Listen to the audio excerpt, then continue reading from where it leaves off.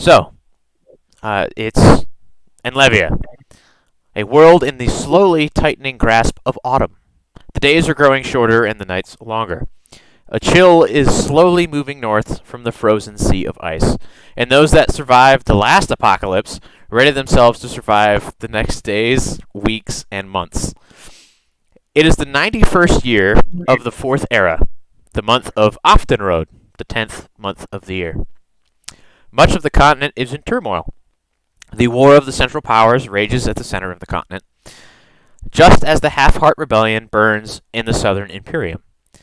Verthasixen, the great volcano deep in the Dragontooth Mountains, erupted just after a devastating blizzard pummeled the southern reaches of the continent at the beginning of the year. Rumors abound of monsters abducting people in the night, of the Inquisition of Svas burning monsters and heretics alike, and of strange purple lights dancing over the sea of ice.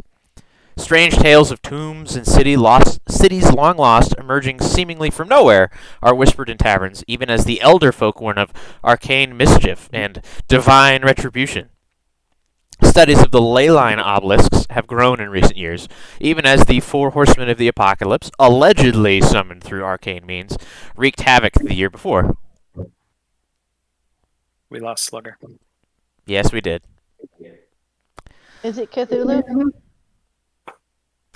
I bet it's Cthulhu. Slugger's back for real this time. It's cool, right in the middle of my narration. It's cool. It's fine. It's all right. We know whose character's dying first. That's right. Studies of the ley line obelisks have grown in recent years, even as the four horsemen of the apocalypse, allegedly summoned through arcane means, wreaked havoc the year before. The death and doubt created new faith amongst the people, spawning new gods and goddesses, all with their own place in the heavens. You folk have lived in this world, some for a short time, some sequestered, some surrounded by wealth, some in search for meaning. This night is unlike the others. Danny, the last thing you remember was your slow travel along the Imperial Highway, heading southwest to Darlur. The wind was strange and the stars even stranger. The upper world is a peculiar new thing, and yet you revel in each new bit of knowledge, each odd sight. You had barely left Karthos when you camped for the evening, only to awaken for just a moment, panicking as a dark cloth was drawn over your face. You don't remember anymore. Azalea, you'd been told where to go, and when to look for your mark. Traveling south along the Imperial Highway from Karthos, you camped alongside the road, sleeping peacefully in your tent for a few nights. As you approached the Ashland's northern border, on your fifth night on the road, you didn't even have time to put your pack down before a vicious pain at the back of your neck and a bright flash of light drowned out your consciousness. Tor, the menace of evil to the south has always bothered you. Undeath was simply unacceptable, rage-inducing even. Your stay at the quarrelsome quarry was brief, as another rumor had reached your ears. The Ashlands not only held strange, long-forgotten ruins, but were also gearing up for war on the lands of the living. In an effort to learn more and gain some coin, you began to mingle with and provide security for the merchants and upper-class guild members of Karthos. Strange tales of evil left winding in your mind. You left Karthos along the old Imperial Highway. Days and nights passed until a shiver went down your spine. A blow to the head as you turned round sent you into the caress of the night. And lastly, Cyra. Your journey from Draconia had taken you years, but you're finally close to your musical goal. Leaving your patron was difficult, but you had always found ways to endure. Your trek across the continent was nearing its end, and you were getting giddy, a feeling you hadn't felt in quite some time. You set up camp one fine, moonless evening, only to hear the sound of gravel beneath a boot heel. You recall only the darkness that followed that sound. Now, I need everybody to just make a Constitution roll. So, you don't have your dice, do you? Yeah. So just a D20 plus your Constitution modifier, please. Hey. Oh boy. 21. Okay. Tor, Danny, 1 second, I gotta Azalea, check it. Cyra. I am the reason I cannot have nice things. So Tor, you got an 8. Yep. Okay. Danny, what'd you get? 21. 21. Damn. Okay. 19 with a 2 modifier. Wow. Good for you. That's awesome. Azalea, what'd you get? It was just the con mod plus the roll, right? Yep. 20. 20. And Cyra's I thought it was gonna be struggling. impressive, but She's, alright, she's whatever. trying not to die. It's fine. So I got a negative 7. What? I rolled a nat 1. First roll. First nat one of the campaign, everybody. Fine, Way to go. Perfect. Dice roll offended. Nowhere to go but up now. That's right. Cool. So that's that. Okay. Allegedly. Allegedly, that's right. So, Azalea, you got a 20, right? Just to be sure? Yeah. Okay, cool. Alright. So, Danny. The night is dark, and the steady drip of water echoes in your ears. Something hard chafes at your wrists and ankles, and your muscles scream as you attempt to stretch. You groan and feel cold dirt beneath your bare back as feeling returns to you in a rush. Your head pounds and your eyes tear open in a flurry of adrenaline. It's dark, but you don't think it's nighttime. You're totally unsure of where you are. You struggle to stand, only to find that the chains attached to your wrists and ankles rattle painfully loud, echoing through the space. You're tied down and you can feel earth on your chest and legs. In a panic, you realize that you're nearly buried alive. Your face uncovered, your arms over your head, 2 chains running from your bonds up and out of your erstwhile grave. Okay. And then Azalea. A pale face stares down at you, studying you as your eyes open. Shrouded by a gray veil, it's difficult to make out the person's features, but a distinctly feminine voice whispers forth, "Hey you, you're finally awake?" A light gray hood. Across the border. It worked out perfectly. A light gray hood stands out against the dark ceiling above, and even this person's soft words grate against your ears. The faint sound of dripping water, the clink of chains, and the voice all coalesce into a nearly blinding headache. The earth around you is cool, comforting, and you nearly drop back into blissful oblivion when a handful of dirt is dropped onto your face. "Hey, you want to be completely buried? We need to move, quickly!" Tor, you claw your way out of the grasping hands of a deep dream and gasp aloud as you regain consciousness. Searing pain lances through your head and your tongue feels puffy. You hear voices and the sound of water dripping somewhere nearby, a faint echo boring its way into your ears. You groan as the whispers come to you and you attempt to shift from your back. You feel the grit of cold, damp earth all around you just as a figure, hooded and veiled, appears above you. "Shh! Just a moment, if you please. I'll get those pesky chains undone. Just be still for a moment." And finally, Cyra. It's terribly cold, and you awake, shivering, your teeth rattling in your skull.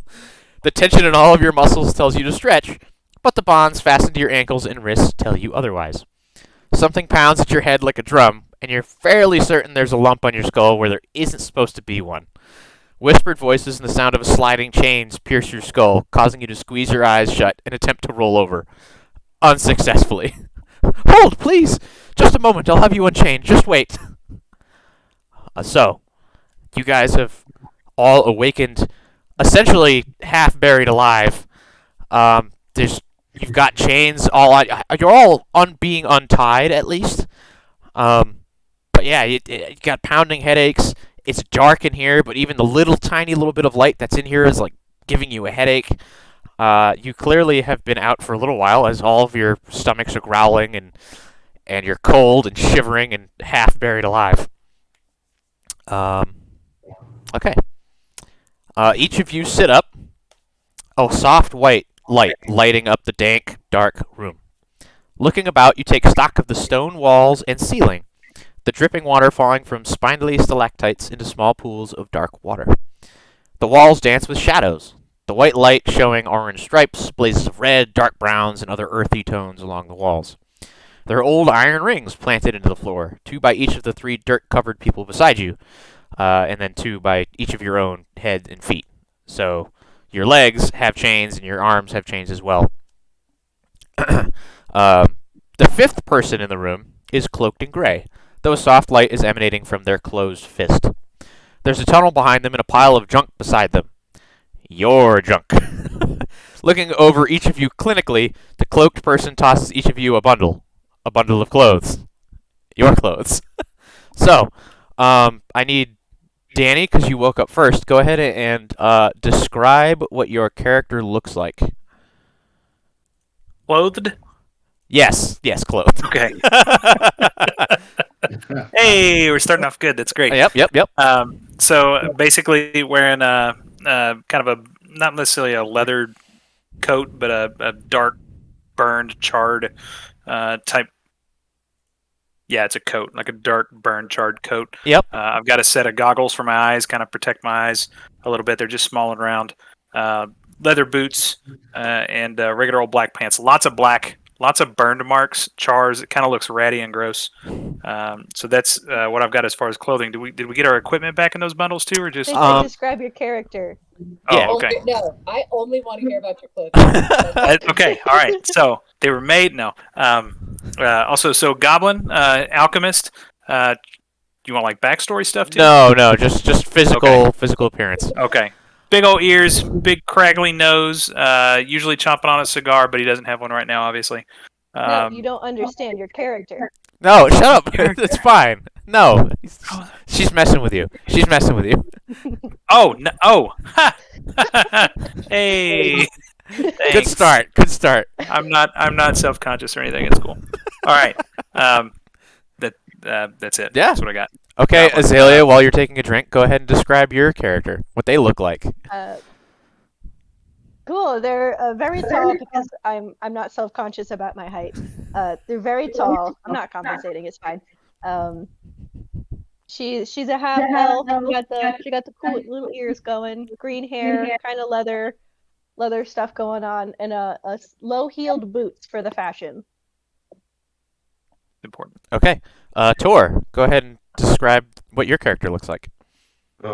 Yeah. So I appear physically to look like an elf. I'm about 6'2" in height and about 80 years old. But you guys notice that my skin color is a little off. It's a bluish tint to it.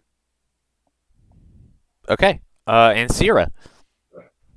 I appear physically to be a kobold. Okay. Spoiler alert, I appear to be a kobold because I am a kobold. Uh-huh. So a light golden color. She's kind of got, you know how lizards often have big crazy eyes? She has big crazy eyes. She is small. Is anyone else getting feedback? I think we might be getting a little bit off of Rad. Yeah. We're getting a little bit of feedback off of you, but that's okay. You can keep going for now. Okay, yeah, she's relatively young. She doesn't look like she's reached full adulthood.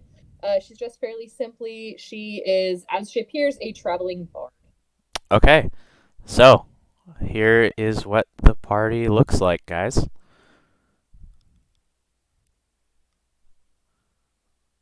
Oh, I'm small. Nice. So there you go. I'm so happy. I'm so happy. Yeah, so there you go. That's what the party looks like there. Now that everybody's described them physically, that art is not completely done yet. But that's for now. That's the stage it's in. But yeah, excellent. Can we see it for 1 second? Oh, absolutely. I will share that again. Boop. You want to put it in the info room? Yes. I will do that. And I'm good. Okay, well now you have to wait.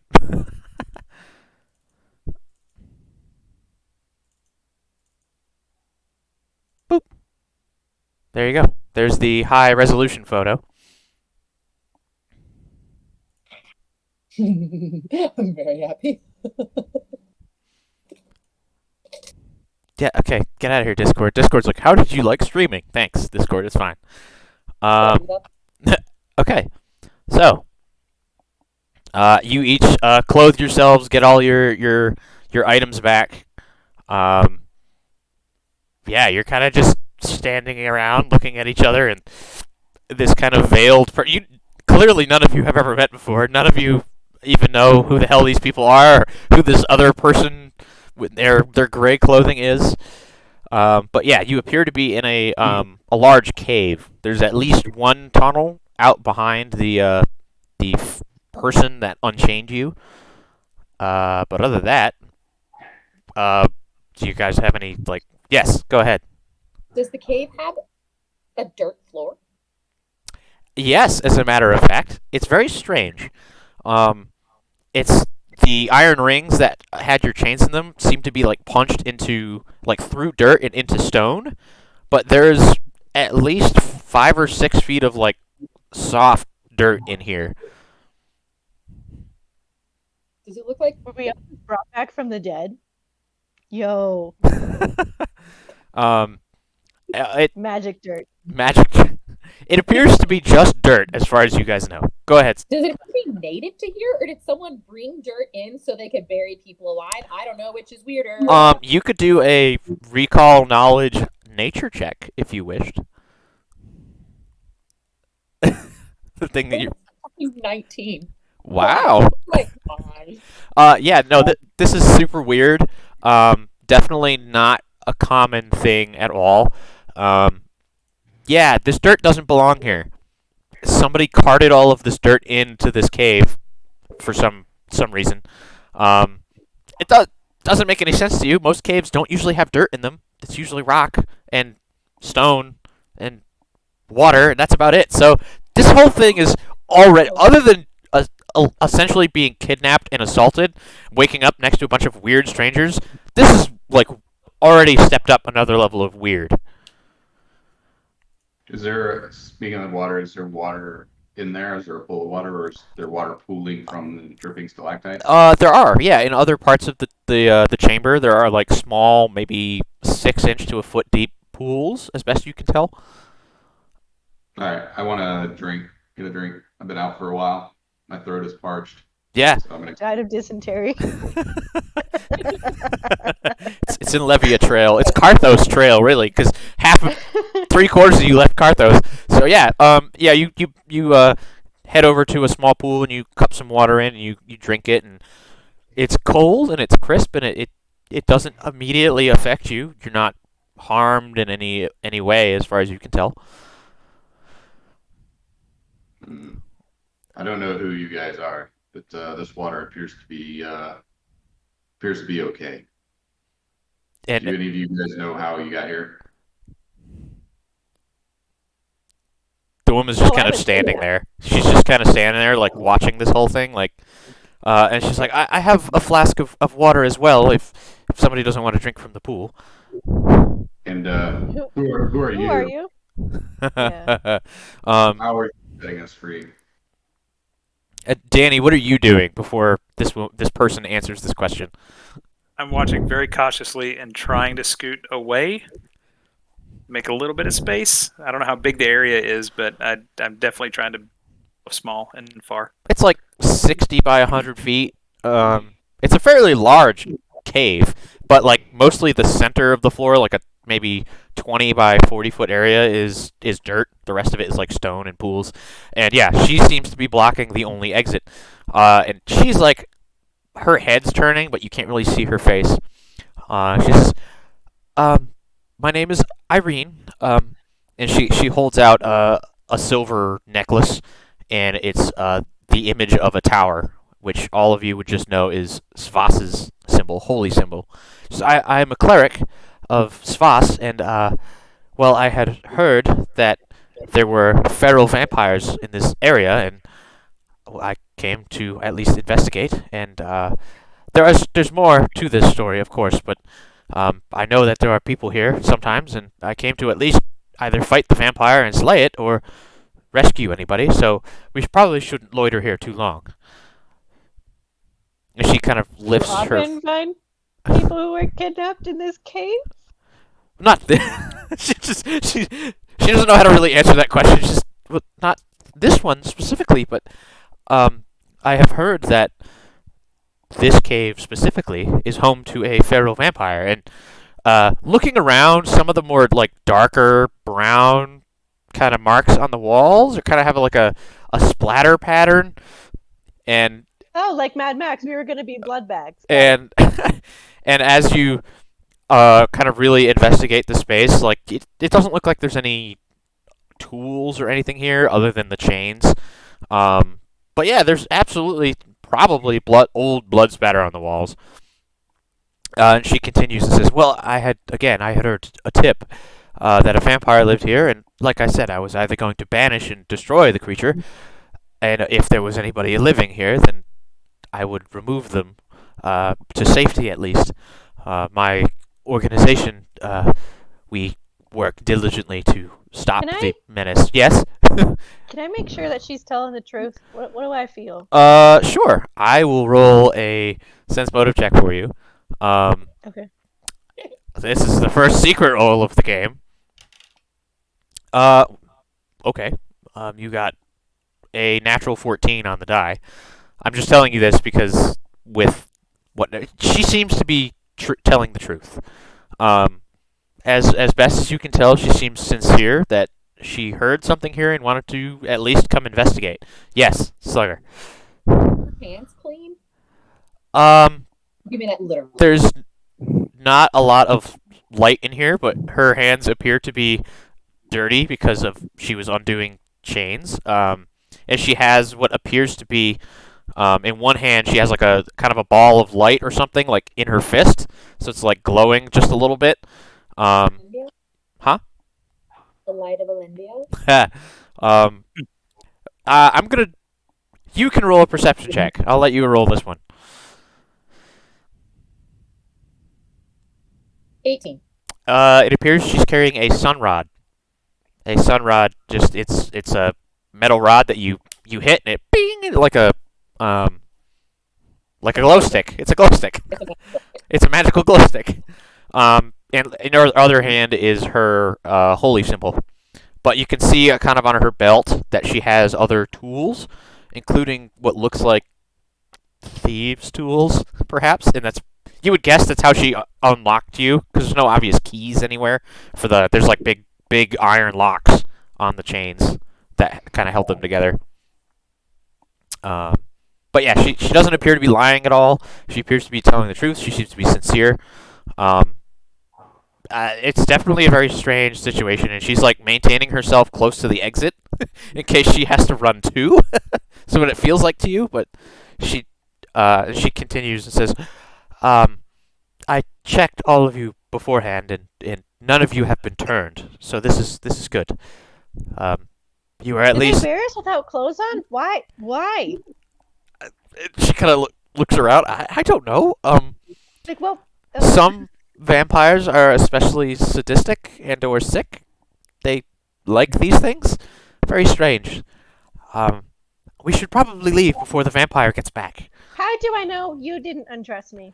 And now you're just acting like the hero. She kind of looks around for a second, and she like puts her holy symbol back into her tunic, and she just kind Okay, of that's fair. she's just like, I can't prove that to you.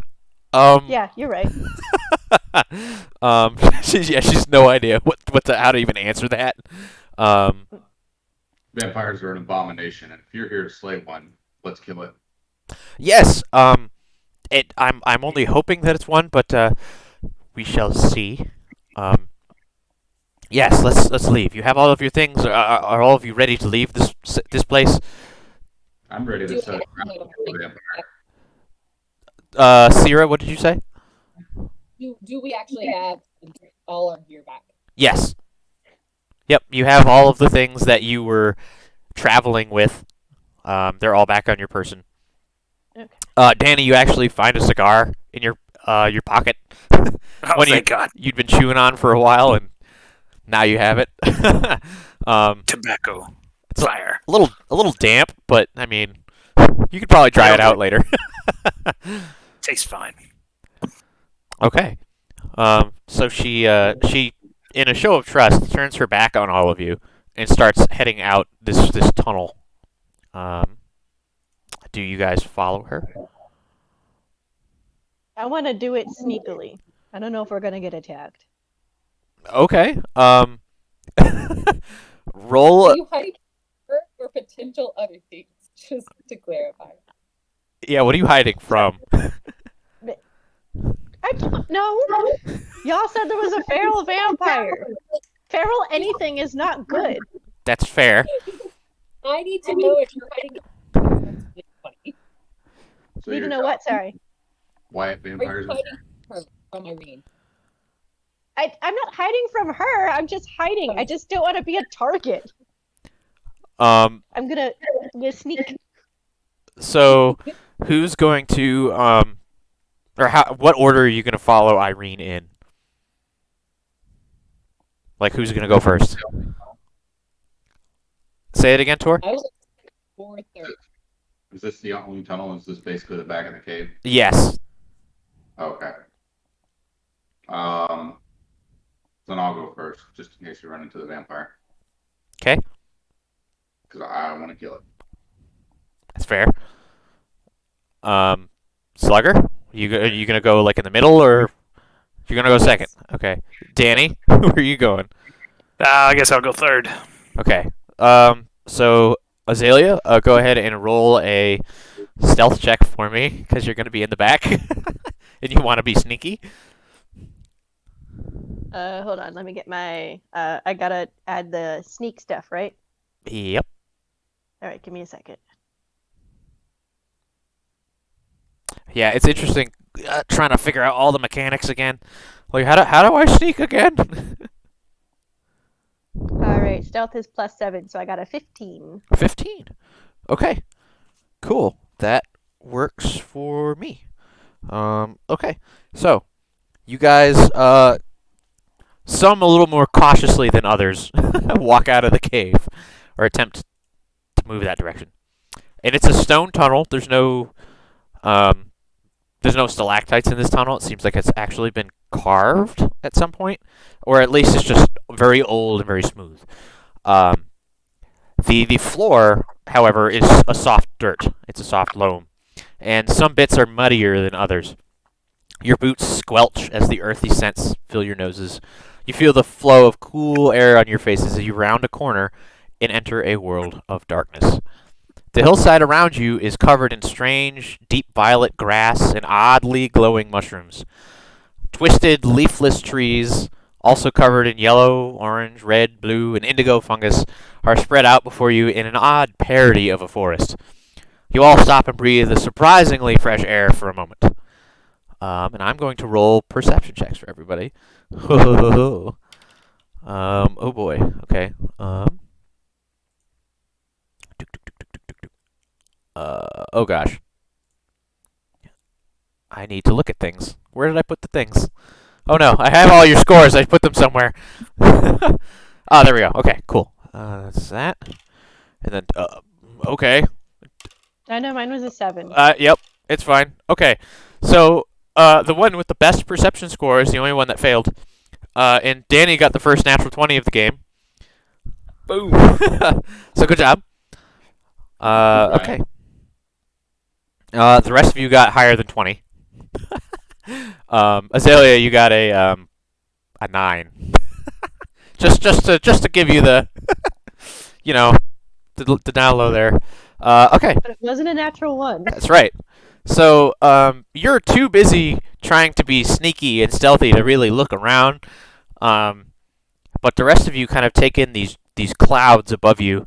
You do a slow turn as you exit the hillside, checking your surroundings. Irene, where are we?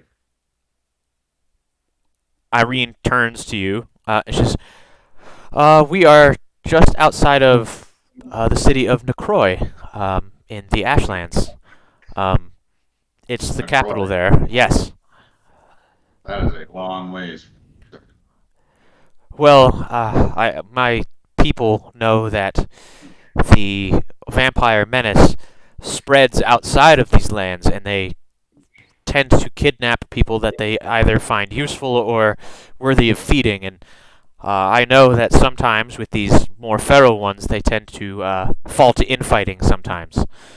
So it's possible that you were taken by different vampires and then somebody fell to fighting, or I'm honestly not sure. But either way, that's where you are now. I don't know how you got here.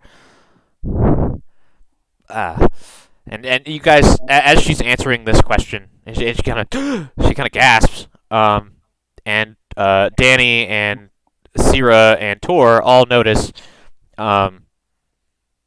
You hear a soft hiss as 1, and then 2, and then 3, and then 4 figures, kind of up in different trees, their eyes glowing red, hiss all at you as Irene shouts, "Flee! Flee! Flee to the west! Go! To the Longtooth pub! Go!"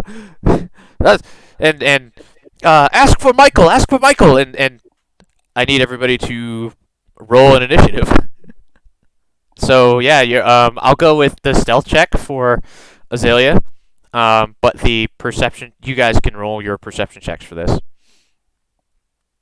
22. Oh boy. 9. Oh boy. 18. And what was your stealth check again, Azalea, from earlier? You don't remember. That's fine. You rolled it. I thought you said it was an 8 or a 9 because you rolled a 2 and my. That was your perception check. Your stealth check from earlier, the one you rolled. At like 14 or something. Yeah, I think a 14 was right. Oh, okay. We'll go Okay. with that.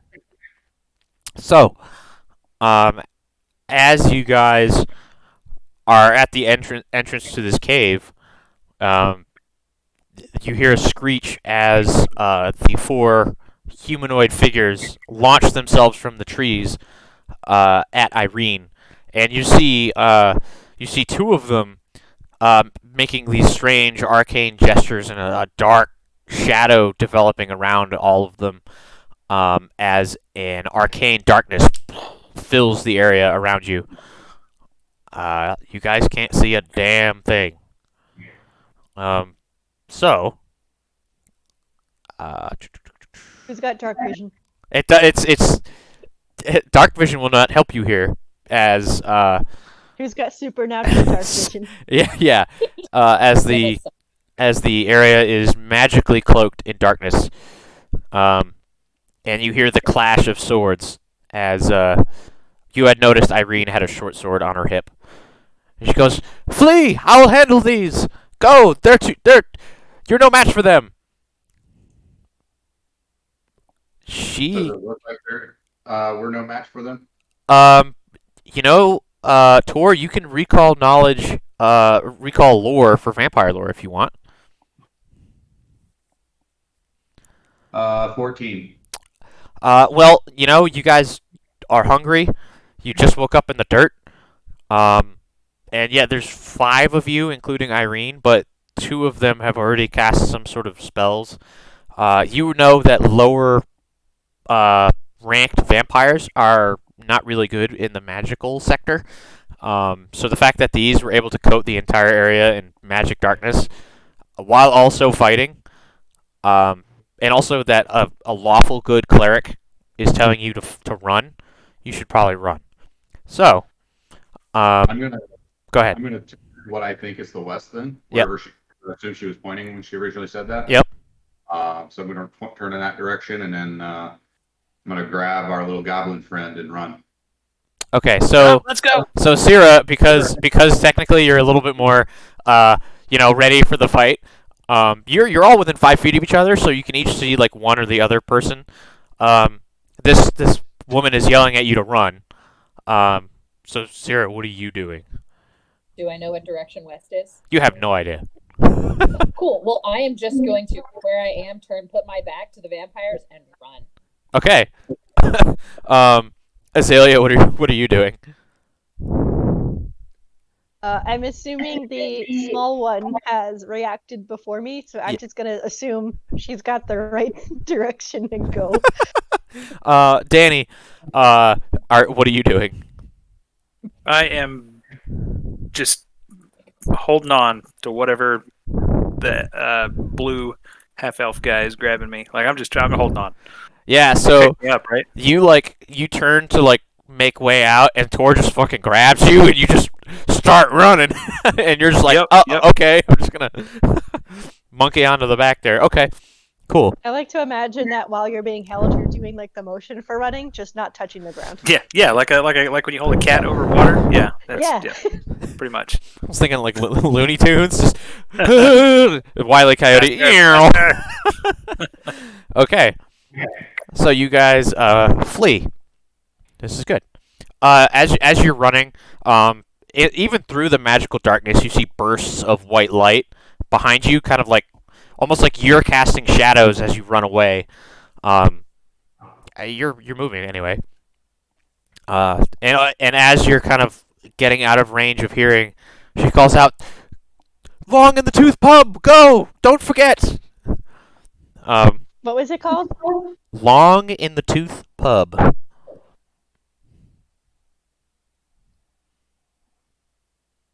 Okay, thanks. We're supposed to find Michael. Yep. Okay. Is it with AEL or EAL? You don't know yet. You'll have to ask Michael if and when you find him. Okay. Money.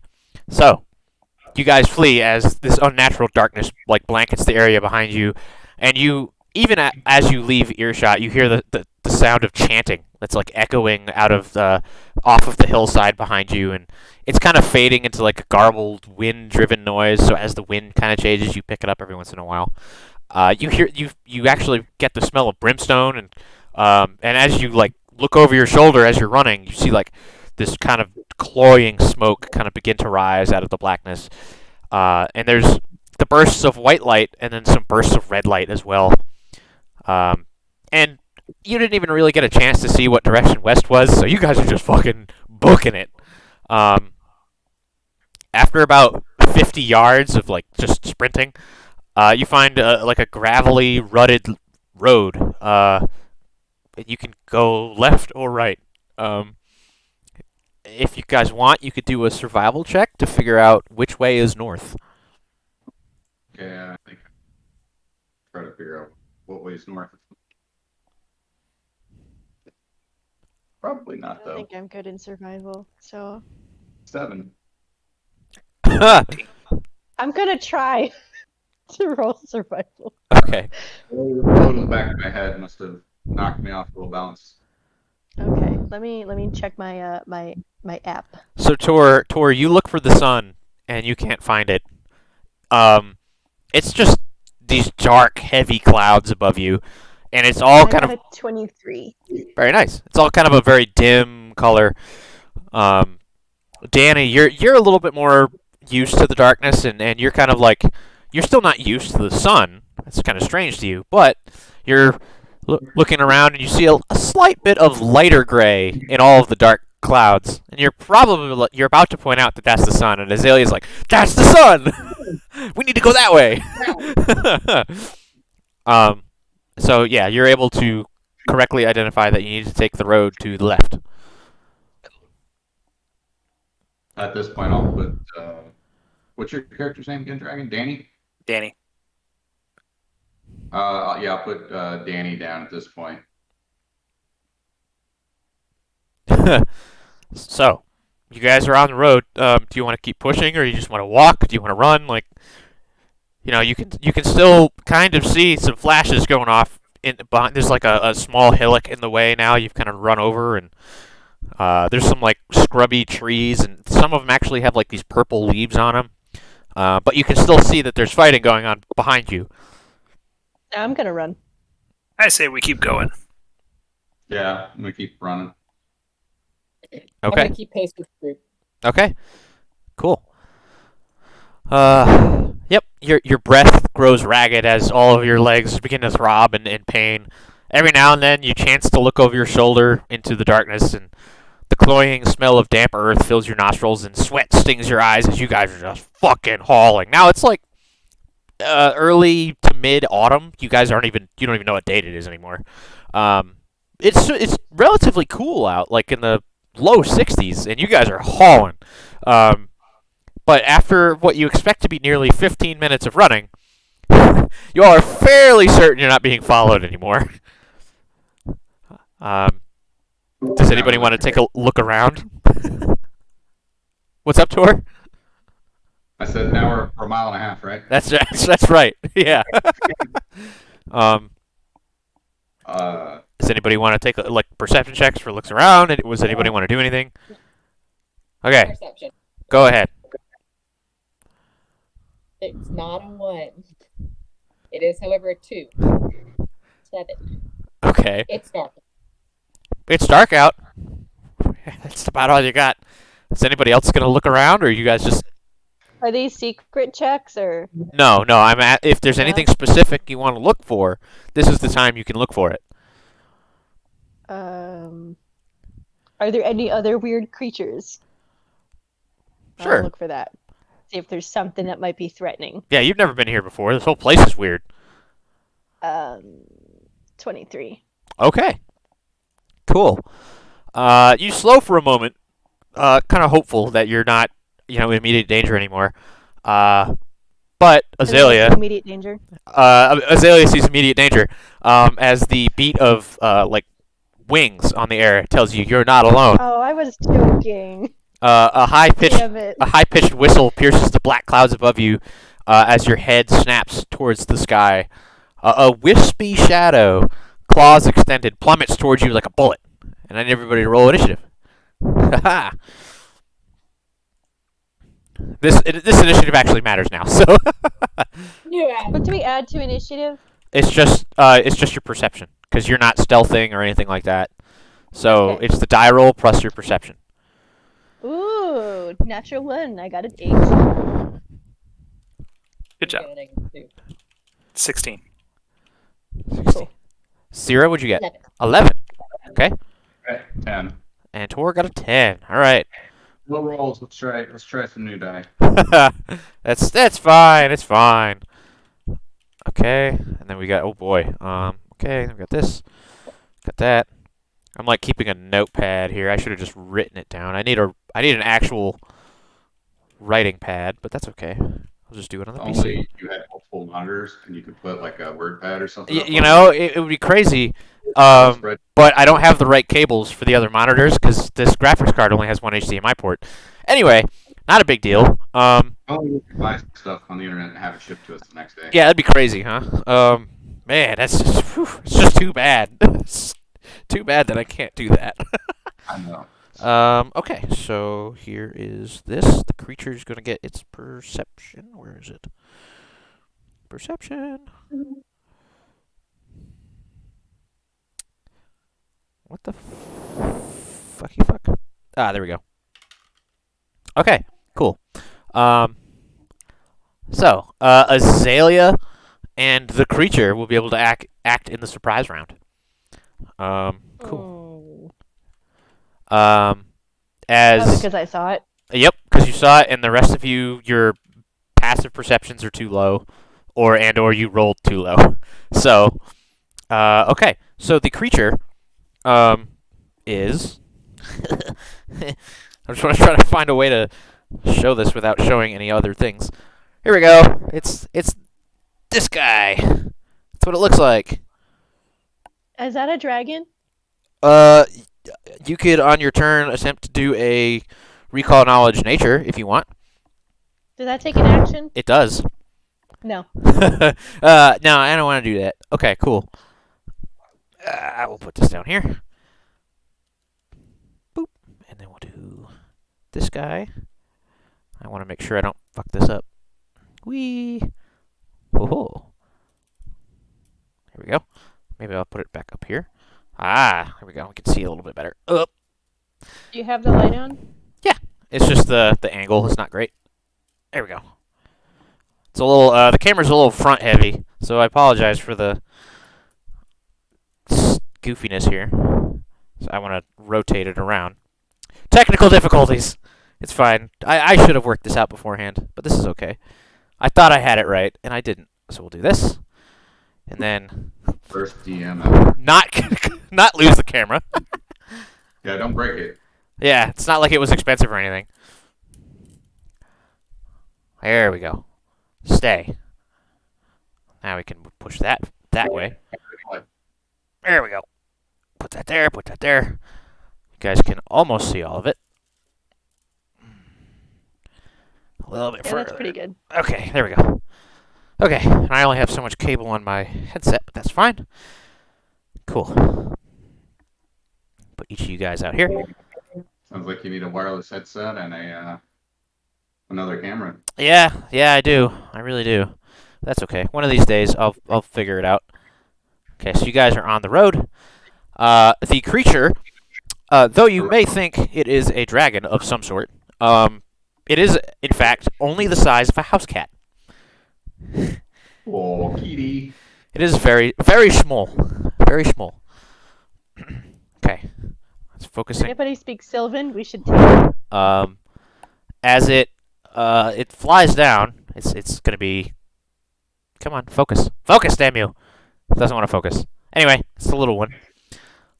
And it is going to attack the one who saw it because it's not stupid. Okay, so Azalea, you are currently flat-footed. Shit.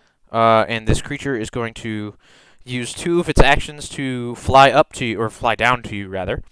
And it's going to attempt to bite you. Cool. What is your armor class for me? Let me check. Never mind. Well, no, I do need it because it might have gotten a critical on it. Oh no!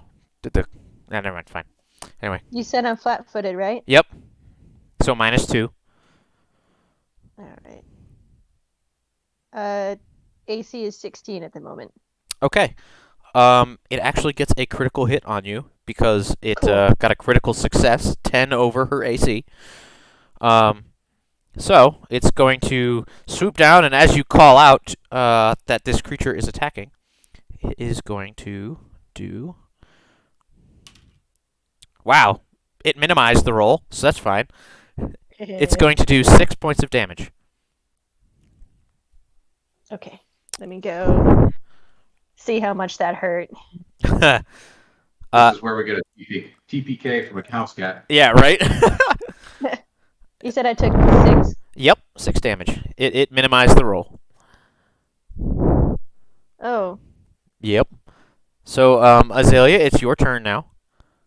Mm. And then we'll go back to the top of the round to Danny. I'm gonna. Oh, we Well, ready? not yet. So Azalea has Okay, to go sorry. first, and then you're on deck. Oh, okay. You're on deck. Okay, sweet. So it's in front of me now because it bit me. Correct. Yes. All right. I'm gonna attack it. Okay. Go ahead. Cool. Well, let me hold on. Maybe I didn't miss.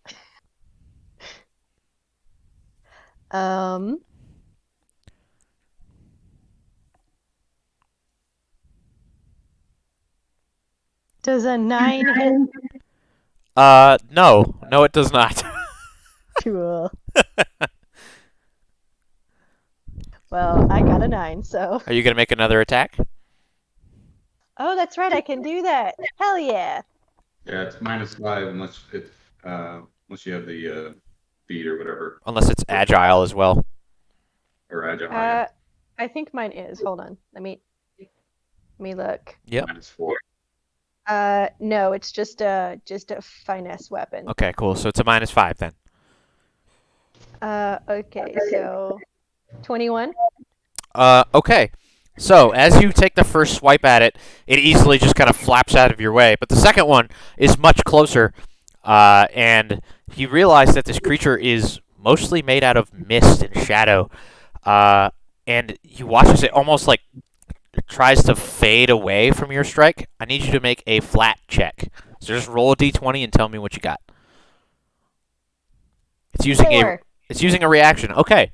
So its reaction, you stab at it, and it's almost like you stabbed an after image or a shadow of it as it kind of disappears like 2 feet away from the tip of your blade, unharmed. So you have a third action.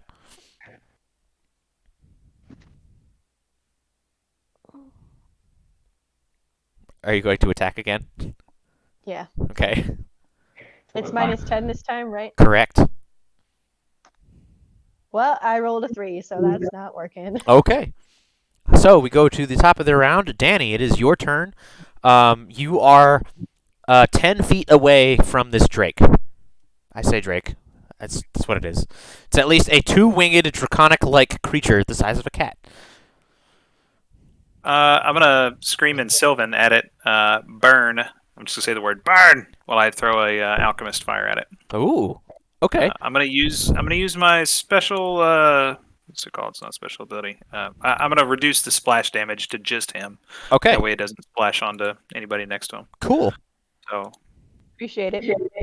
yeah, you're welcome. We don't wanna smack everybody. But yeah, I'll throw this firebomb. Give me roll for it. Yep. Go ahead. Okay, so it's a throw, and it is. Yep. Okay, so not great. Total is 7. Okay. So that's a miss, but it still does splash damage. Is that correct? No, I don't think it does. Well, let me. I don't believe so. I don't think it does. Okay. Well, you have 2 more actions. Okay. 2 actions. Can I have multiple attack actions? You may. It's just again, it's a -5 and then a -10. Oh, okay. Well, I will attempt to load my crossbow, my hand crossbow, Okay, so that's 1 action. and then shoot it at the guy. Okay, so that's just a -5 then. So go ahead. 10. Okay, that's a miss. Did you roll a natural 20 or just a 17 plus something -10? You said -5. I rolled Oh, a 10, -5. I'm and then sorry. Yeah, you're right. +5 to hit, then -5. Man, I'm already fucking up. That's fine. Just pack it Okay. in. Campaign's over. That's it. Yep. That's my turn. Okay, cool. It's the creature's turn, and not particularly happy about the little thing that's throwing shit at it and shooting at it. It's going to just flap over here with 1 action to right next to you. It's also in front of Cyra. So I looked up splash trait. It says on a failure, but not a critical failure, the target of the attack still takes splash damage. Okay. So Okay. I'll take 1 fire. Okay. Cool. So, even more so as it flaps over towards you, the shadow itself catches fire, and it hisses in pain as you realize these bombs are not very powerful. But my God, this thing burns way better than it should. Okay, so it takes a bunch of damage, and it's really pissed off at you, and it comes down to attack you. And it's going to do. It's gonna attempt to hit you with its tail. What's your armor class? AC is an R 15. Okay, so it hits you with its tail. It does 8 points of bludgeoning damage. Ouch. It's going to attempt to bite you next. And with its minuses, it's going to miss you. And then it's going to, because of its draconic frenzy, it's going to get to hit you again. And miss you. So it attempted to hit you, it got you the once with the tail. Okay, Cyra, it's your turn. The creature is right in front of you. Flame. Say that again? I'm going to cast Produce Flame. Ooh, okay. I can do either melee or at range. Okay. Well, it's at melee right now, so. Okay. What does it need to do? You said produce flame, huh? So I'm going to make a spell attack roll against my target's AC. Okay. Go ahead. 9. It's a So big old miss there. good. And then 2 actions. Can I roll Arcana or Occultism or what is this thing? You can try Arcana, sure. 23. Okay. This creature is a shadow drake. The tiniest group of drakes. They are actually made out of, like, partially made out of shadow. Generally, they like to go after really weak prey and steal their shiny baubles. Wow, what are you trying to say? There you go. But as you noticed with the firebomb completely missing the creature but still lighting it on fire, they appear to be weak to flame. Would I expect to be bothered? Would you expect to be bothered by light? You would guess that they would be, but you're not sure. Okay, that's fine. Okay. Tor, it is your turn. You are 5 feet. You have to move 5 feet to get up to the creature, to the drake. So we use first action to pull out my faux shard, Okay. and then I'll use my second action to go into rage, Okay. and then third action I'll attack. Oh, yeah. You got that reach weapon. Hell yeah. Yeah. Let's see. So it's going to be looks like a 13. A 13 is a miss, I'm afraid. All right. Okay. Going back to the top, Danny, it is your turn. I'm going to pull a elixir of life potion off my belt, Okay. or off my bandolier. Yep. And Am take I that. not gonna get a turn? Oh, sorry. You're right, Azalea. My bad. Yep. I mean, like it's. I trust you, but Yeah. like, No. It is your turn. I'm sorry. Yep. Nope. That was my bad. rude. Yeah. Super rude. My bad. No, you're fine. Am I? You are right am I up. You're close right. enough to- Yeah. You're right up next to it. Am I close enough to tumble behind? You can make the attempt. Sure. So that's an athletics check Okay. against its, I think, a flat athletics check. I gotta look it up just to be sure. But go ahead and make your athletics check. Okay. Tumble through. Oh, I'm sorry, it's acrobatics. My bad. Okay, so I roll the dice and add the acrobatics. Yep. That's probably gonna be fine, but I'll check anyway. Enemy's reflex DC. Okay. Oh, 25. Okay. Yes, you are able to. The creature no longer on fire, but like smoldering. You know your allies are erstwhile allies anyway. Are taking swipes at it, Use and that term loosely. yeah, and you are, while it's distracted, are able to tumble and roll, tuck and roll underneath the creature's beating wings. And you are now behind it. It is now flat-footed to you for your next attack. Okay, I'm gonna go attack it. Okay. Why? Does a 16 hit? As a matter of fact, with the flat foot, Just. it does. However, Yes. it really doesn't like that you're trying to stab it. I need you to make another flat check as it attempts to evade you within the shadow. It's going to use its reaction to attempt to avoid being hit. Just a flat check? Yep. So D20, that's it.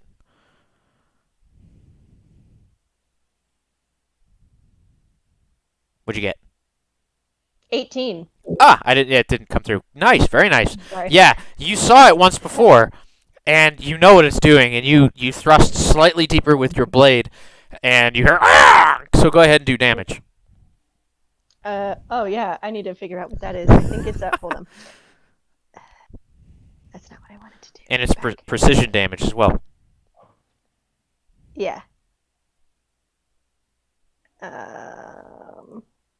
Is P 90% pierce? Say that again? Is P the weapon type precision instead? No, it's pierce, but precision is something that rogues and other classes have. It's like their sneak attack, but like more specific, I guess. It's just like the actual points of damage. But go ahead. Sorry. 14. 14 points of damage. Oh shit! How do you want to do this? The first, how do you want to do this of the game? I wanna sit there and like, I got you, you son of a bitch, and then stab it. Yeah, I mean, so you take your first swipes at it, and it just totally outmaneuvers you in the air as Tor swipes at it with his faux shard, and a crossbow bolt flies by it, and it's kind of partially on fire, and you just you tumble underneath it, even as Cyra's trying to create flames, and she's kind of looking at her claws as if, what the hell's happening here? It's not happening for some reason, and it's just kind of like fireball just disappears. But yeah, you come up underneath it, and you pop up and just swing around it, and you stab it right in the gut, and it's kind of and it like flaps down and kind of falls onto the ground, dead. Okay, excellent. I'm gonna turn to Sarah and be like, good distraction.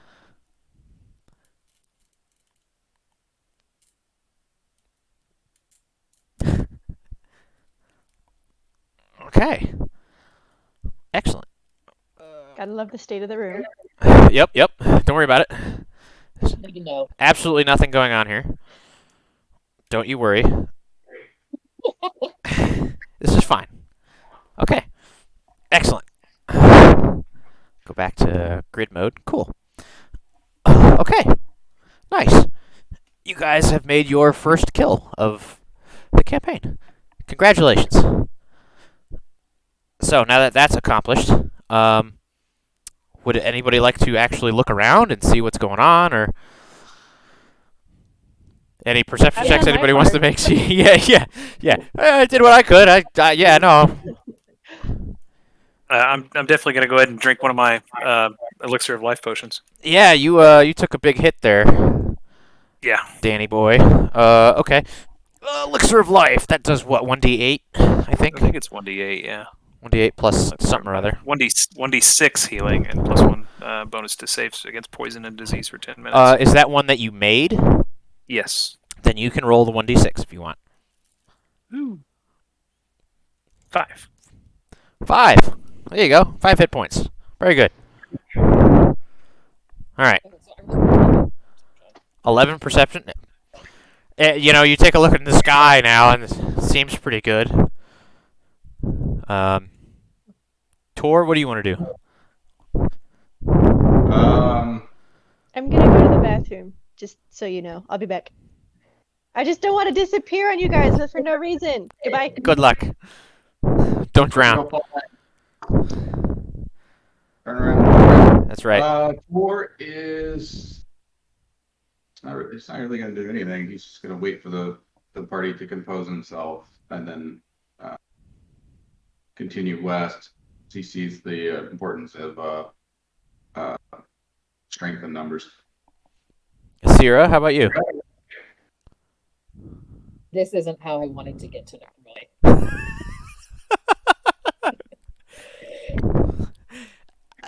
Not your fault the wildlife is coming at you, and some maybe wildlife? Social outcasts? You don't know. Somebody's attacking you. No idea. Really weird. Yeah, you're confused and irritated and tired and hungry and cold. There's a lot going on. Okay. Switching to like, what remains of the Shadow Drake? Is it anything that's like sellable, marketable in any way? Roll an occultism, recall knowledge occultism check. That thing that you're good at. 15? You could probably sell. Let's see. Just looking at it, it's pretty mangled and charred. You could probably take the whole thing and, that at least shadow drakes tend to be rare in most parts of the world. As in, a lot of it is literally the essence of the shadow, in the creature. So you could probably sell like the teeth and the claws. Depending on if you brought the creature there to somebody who is willing or able to harvest it. You don't have the skills to do that, but somebody could. We're not going to leave this, are we? It's got some parts we could sell. Uh-oh. Rad, you're dead. No sound. What I You- miss? You killed it. You got first claim if you want to sell its pieces. Oh, yeah. Red, you're still quiet. Behind. Yeah, no sound from Tor here. All right. Oh, there it Oh, goes. there you are. There it is. That was weird. Back to the camera. Huh. Maybe it didn't like change in midstream. Anyways, do we know if there's, besides just selling its component parts, if there's a bounty on, generally on these kind of things? You could roll a Recall Knowledge Society check. Can we use it in alchemy? 16. These creatures don't usually have bounties on them because they're usually so rare. But yeah, you could probably bring them to an alchemist or apothecary with the proper skills to take the creature apart. Or even magically inclined folk might be able to use the parts. But yeah, there's no, as far as you're aware, Tor, nobody's ever put out bounties on these creatures. Unless they're actively harassing, like, a city or a farm or something like that. It was So- definitely harassing me. Passers-by. Go ahead, Danny. I definitely want to take my alchemist kit and go sit down next to it and kind of poke and prod at it. I don't really know what I'm doing, but I'm trying to find something to kind of squeeze into a little glass bottle in my alchemist kit. Just if I can put some liquid shadow or something from this thing. I don't really know. Is that like liquid smoke? Yeah, maybe. Use it for smoke sticks or something. For eyeliner. Yeah. Danny, do you think that's the best use of time right now? Perhaps, maybe we could just grab this thing and do it later. Yeah, well, whatever. Just take it. I'll pick it up and kind of chuck it to Tor. Like, here you go. Put it in your bag. It'll stink you up. Yeah, whatever. Say that again, Cyra? Do you know each other? The Cyra is asking this in character. I've never met any of you guys, but I think we should probably continue traveling it, at least until we get to the town, strengthen numbers. And right now we're still kind of exposed and kind of in a weakened state from that clobbering. Well, anyone who picks me up and doesn't throw me back down with intent to hurt, I'd call a friend. So you can pick me up anytime there, Tor. Noted. Tor, the Drake is bulk 2. Okay. Just so people are aware. Can I sleight of hand it back? I mean, I killed it. I know. Fair. I know. You could also just ask for it, but whatever. I'm curious to. I'm a rogue. I gotta do my. I gotta do rogue shit. Hood rat rogue shit. If I see her, I want to assist. Actually, And if I see no. her- It's fine. It's fine. I'll just I'll check her for parts too once we finally get somewhere. I don't even. I guess that would be thievery, huh? Yeah, Yeah. but it's fine. It's fine. I changed my mind. I don't need to be making enemies this early. Well, I'm curious now about the actual ruling of how it would work. Okay, fair enough. We can look it up anyway. And Yeah. if it's cool, I'll try it. If you wanted to steal something, it would be the perception DC of the creature wearing the object. So, if he had it in his bag or whatever, it would have to be 10 plus Tor's perception modifier. And you'd have to beat that with your thievery skill to successfully do it. Let me check on my thievery. Cool. So, while you're checking on that, you all take a moment. You're I could rasping. probably do okay, but I won't. Your rasping breath's coming under control as the initial panic of just, running from this strange half buried alive and being attacked by 4 humanoid creatures and then this Drake out of nowhere. You're all kind of got the jitters, but you're kind of just kind of breathing for a second. The skies above are still dark with very heavy clouds, and you can smell rain on the horizon. Looking about carefully, you can say for certain you're not being followed by anybody. You can even see some firelight in the distance now that your eyes have kind of adjusted more to this darkness, and now that you're not panicking nearly so much. And even here, on this part of the road where you just got attacked, you can actually make out the vague shapes of homes on either side of the road, maybe a few hundred yards off the road and definitely to the west. And And then you can even see Somebody just watched this go down and didn't even offer to help. Wow, that's cool. they appear to be farms, and there's a gentle glow of firelight on the horizon, kind of like a city at night. And the road's leading right that direction. Do you guys want to keep going? Yeah, probably. I want to look for Yeah. the inn. There's a Okay. town ahead. I suggest we get there quickly. Okay. Cool. You continue down the road, warily making your way toward alleged safe haven. A drizzle starts, and you strain to hear any sound of someone or something approaching. And as you get closer to these kind of farmhouses, as you move more to the west, you can see wide fields of lavender leaf plants and softly luminescent mushrooms. You can see 4 or 5 on each side of the road through the sprinkling, but you don't see anyone outdoors at the moment. You do spot like a few goats and some chickens, though. The crops appear fairly well off as you continue onward. And as you keep walking, you actually feel yourselves beginning a slight descent as the fitful drizzle stops for a moment. It's like you kind of crested a hill that you didn't even really register was there. And you can actually see for a surprisingly long distance. And you're at the top of a very gentle downward grade. Lights spread out before you as thousands of households and buildings kind of come into view as you kind of crest this small hill. The streets all have a soft red glow to them, and you can see strings of lights hung throughout the city before you. What truly captures your eyes, however, is the massive, looming edifice of the castle at the center of it all. An exceptionally tall central tower rises hundreds of feet into the dark sky, a deep shadow surrounding the very top. Smaller towers connected by asymmetrical pointed arches and flying buttresses spiral downward onto a mammoth base of black stone. Far-reaching bridges, to you as thin as a blade of grass, connect outer towers to the main Gothic construction. Vast parapets surround the sprawling palace, and you can see a spacious gatehouse and highway entering the complex.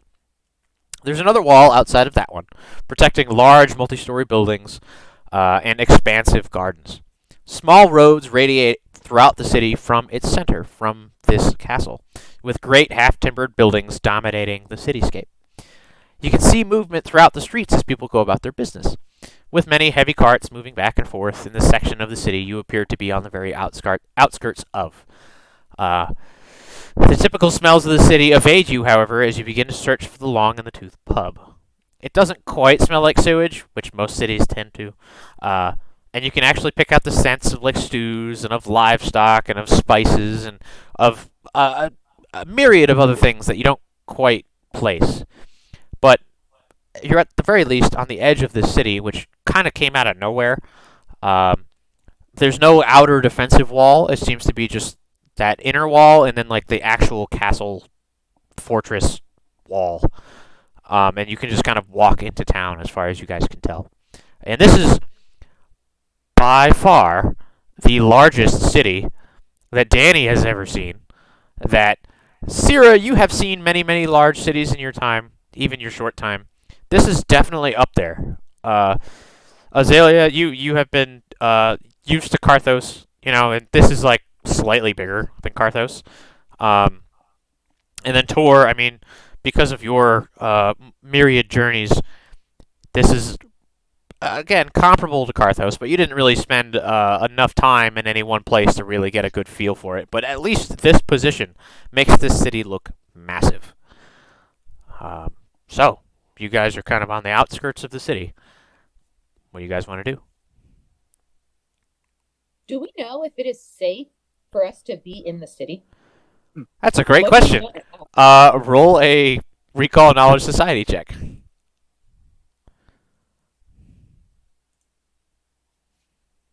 23.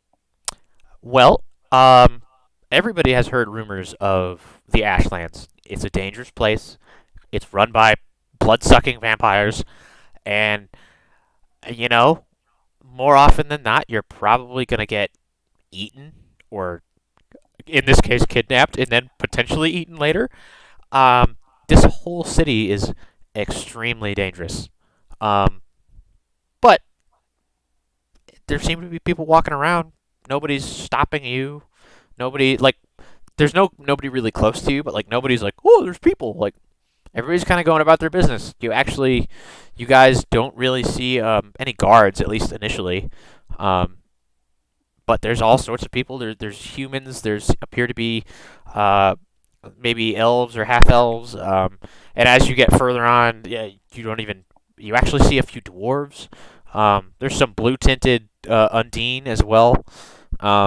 It seems to be a very large mix of people out here. And they all seem to be going about their business as if they're not afraid of being kidnapped or eaten. So, long story short, your rumor mill would tell you that you're probably going to die as soon as you step foot in here. But the evidence before your eyes is at least that not everybody is dead, and not people aren't just falling over dead. So,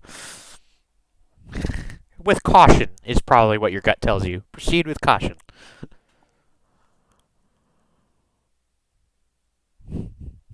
I'm gonna walk up to the closest person and ask him where the pub is.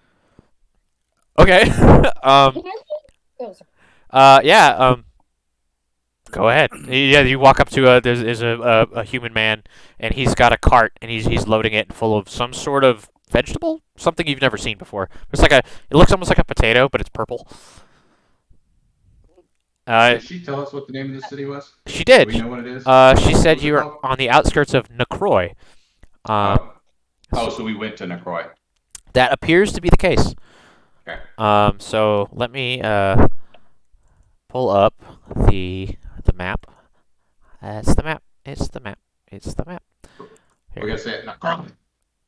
Okay, so you guys are. Let me share my screen. I want to share this one. Boop. So yeah, Necroy, kind of the capital here. And that's where you appear to be. And so Eastgate. You were probably down on the east side of the city, and you moved west into the city. Okay. As far as you guys can tell, that seems to be the case. Okay. So you walk up to this guy. He's doing his, his business, and he looks up and he says, "Oh, good afternoon. What can I do for you?" I'm looking for the Long in the Tooth pub. I need a little drink. You know where it is? Oh, yeah, of course. And he kind of looks at you and then looks at the direction you came from, and he looks at your companions, and he's, it would be best, Damn, Rona. follow the road here, and yeah, it'll be down and just head down to the city about maybe a mile, and you'll take a left, and he starts rambling off all these different instructions, and you get the vague sense of go down the road, and you're probably gonna have to ask somebody else. But at least it's Cool. toward further on in the city, as far as you can tell. Are there like street signs and stuff? Or anything like that? Any signage? Yes. What language is it in primarily? It seems to be in a common, but like in an older dialect of common. So Okay. it definitely seems like this is an older city, or at least modeled after an older city. Yeah. So it's you can read it. So Yeah. but And what do I know about it as far as like based on the architecture of the city? ooh, you can recall knowledge for that one. Yep, I have architectural art. Yeah, go ahead. 17. Okay. So from your knowledge of these things that Necroy is an ancient city in the sense that the place that it's on is an ancient city. Legend has it that a few thousand years ago, this was home to an evil faction of witches that essentially tried to take over the continent and enslave everybody. And this was the end of the first era, going into the end of the second era, going into the third era. The city was razed; it was destroyed completely, like leveled, and then it was rebuilt, and rebuilt maybe 30, 40 years ago. But the architecture here seems to be based off of a mix of what nearby countries are doing, like Karthos and Darlur, but also like older, more expensive construction as well. And actually, this place seems to be oddly well maintained. There's no like crumbling buildings, even on the outskirts of town. There's nothing. Get out of here, fucking fly. There's nothing like falling apart. There's no abandoned buildings as far as you can tell, and it's all half timbered. So it's they're kind of like a wooden superstructure, and then like they've got like plaster or brick filled in between all the wood, and the wood is like visible. Let's just kind of give you the style. It looks kind of like German, or Eastern European, like that older style of building. But yeah, so Kind of a Gothic style or something. yeah, kind of a mix of Gothic and that sort of thing. So yeah, it's definitely like it's based on older shit, but the city is relatively new.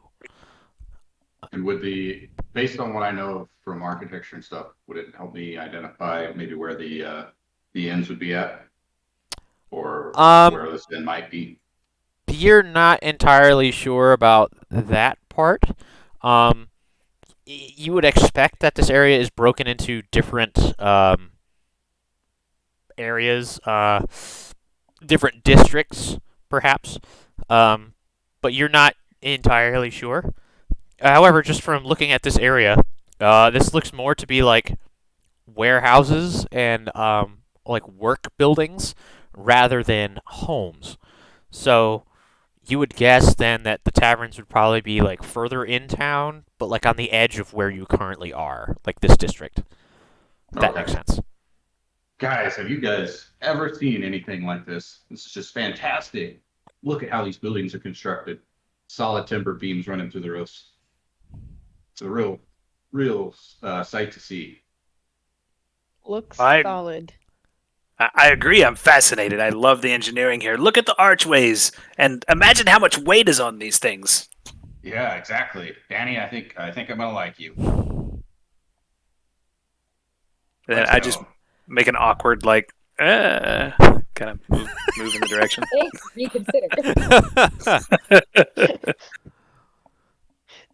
Okay. Cyra, how do you feel about this whole thing? I have so many concerns. Yes, I wanted to get here, but not like this. I might get eaten. How did I get here? The only thing worse than being here with these people would be being here without anyone. So That's a good point. And as you guys are kind of, at least as the two men are marveling at the architecture, you guys just, as you're kind of walking cautiously, but like, you're in town now. You're not likely to be attacked by wildlife, at least. The people here seem. The people here. can I roll a Go ahead. stealth check to be unobtrusive? Sure, I'll allow it. Yeah, be sneaky. Is there something better I should roll to be unobtrusive? Um, I want people to glance over me and not pause for a second. well, rather than have you roll for that, most people here are much taller than you, unless they're children. You can roll for it if you still want to. You could do a. I don't They're know. literally overlooking you. They're literally overlooking you. Yes. A minor oversight. That's right. I'll let go. So yes, you can go ahead and roll a sneak for me. Were it not for the loss of this land, I would have slaughtered you. Nat 20. Whoa, Nice. natural 20. Children think I'm one of them. As a matter of fact, One of us. as you guys are walking, it seems like this place, these people are like, most cities, especially in working districts, like a lot of people seem kind of down. Like they're at work, they don't want to be here. Like they're not making enough money. Everybody's tired, everybody's hungry. These people seem like fairly well fed, and they seem like they're actually relatively happy. There's a lot of Suspiciously nice. I'm gonna put my hood on. okay. There's a lot of singing. There's even children out here. Wow, I hate this. And This is too nice. one of them, This is not realistic. one of them kicks a leather ball to you, Cyra, because you're blending in as a child, and they're like, "Come on, kick it back!" I'm gonna do my best. Make an athletics check. Can I try to be graceful with acrobatics? Nope. God damn it! I rolled a 4. They're just gonna think I'm Yeah, so you do your best to punt this leather ball about the size of a soccer ball, and it like flies up and over, and it like goes high rather than like across the street where you want it to go, and it goes up, and there's a cart drawn by 2 donkeys that's coming by you heading out of town, and it goes, and it's a bunch of hay, and you see a bunch of like, it's weird, it's like a dark purple brown color, but you just see a bunch of hay shoot up, and all the kids are like, "Come on, man!" And they're like, they 2 of them like scramble up into the cart, and they're too busy like trying to dig through this, finding a ball in a haystack, trying to like get in there, and like, you It's not a needle. That's right, and you quickly like get in front of your companions to like use them as a shield from those kids anyway, like. But everybody else seems to overlook you, and you hear one of the kids go, "Hey, where'd they go?" But they can't seem to find you, and but yeah, you guys keep going, and yeah, like I said, Did the kids find their ball? I'm concerned. roll a perception check. Okay. 12. Yeah, you see one of them. You actually don't even see him, but he's like, you see hands stick out of the hay with the ball and throw it away from you guys. All right. But yeah, Okay, they found it, and you see him got like roll out of the cart and onto the cobbles of the street. But yes, they at least found their ball there.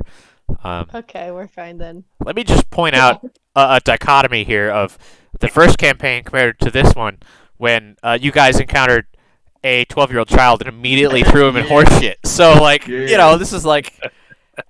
I cast a spell on him, and he was fatigued or whatever, fell in. That's right. So, yeah, already doing a little bit better. So, yeah, you guys continue down the street about a mile as far as that dude with his potatoes told you.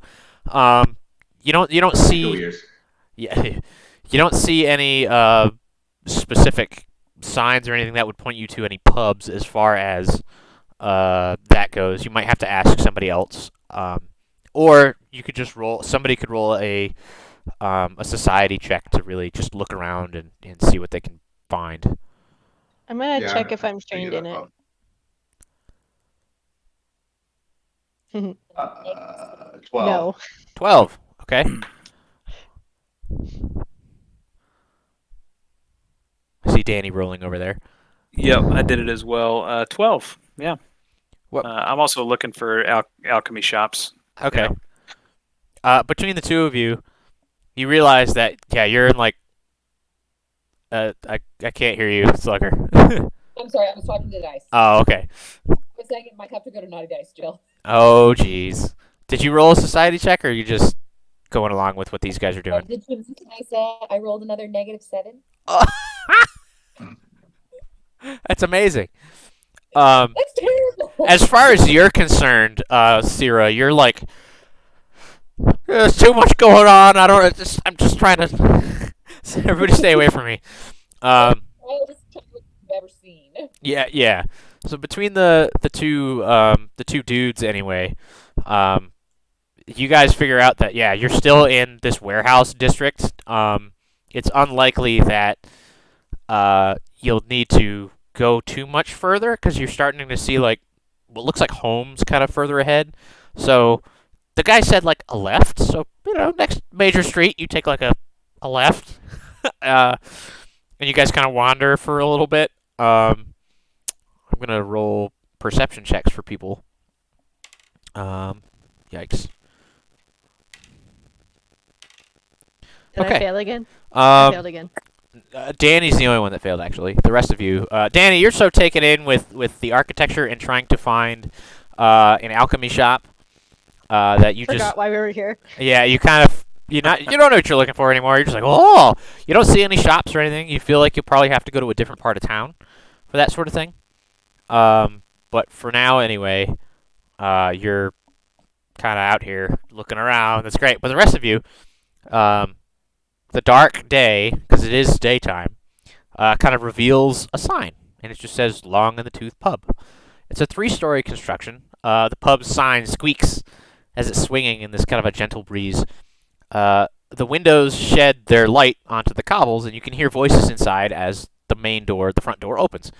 And there's this man kind of wearing like a just tunic and trousers. He looks you up and down as he exits. He smiles, he nods, kind of drunkenly, and then he like just walks off, whistling to himself. And he's got a piece of bread and he's like munching on it. And he's just kind of walking away. That's good. That's true. So what are you guys going in? Yeah, and as I'm going in and that dude's walking away, I'm gonna like, when you say somebody's name out loud to see if they react. You know what I'm saying? Like, so I'm gonna be like, Mikey, as I walk towards the pub and see if he like turns around, like Michael, maybe. Okay. You ever walk through a crowd and just like yell Jessica and like, I have not, but I can Yeah, like- imagine. But like, I'm one of those weirdos who like turns around to look at a noise. So like, I'm an outlier. I would be That's a fair. false positive And so this guy, in this test. yeah, you shout it out, and it's good. Like he turns, drunkenly stumbles into the street, and he clearly like just bleary-eyed, like trying to look for somebody named. No, okay, and he like turns around and he just kind of starts walking away. I tried. Yeah, I didn't want Michael to like leave. If that was Michael, he's gonna disappear. It's a good point. Probably works here. That was Michael. He's probably not much help to us. Oof. This is true. Okay. So, yeah, you guys head inside, and the first floor of the pub appears much like any other pub across the continent. There's a dozen tables. There's a large, long bar top. There's some shining glasses along the wall behind the bar.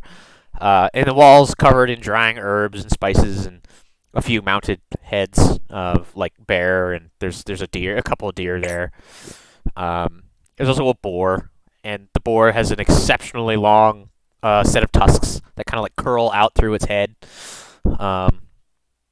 There's also a large cauldron over the hearth fire there, and there's a stairwell kind of toward the back. Yeah. I'm the witch.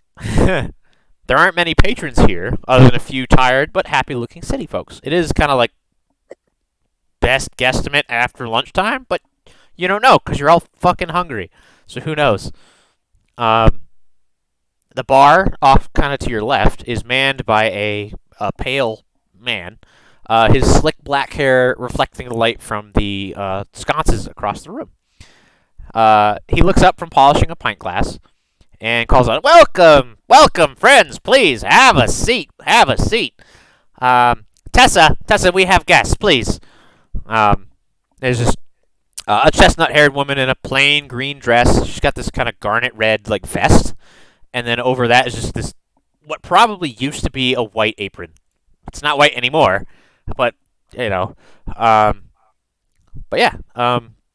Is there anything you guys want to like? Do you guys want to sit down, or what are you guys doing? I've been called out. It seems rude not to sit now, Uh, but not because he told me to. Yeah, right. I'm gonna stroll over to the bar and look him in the eyes and be like, "Are you Michael?" and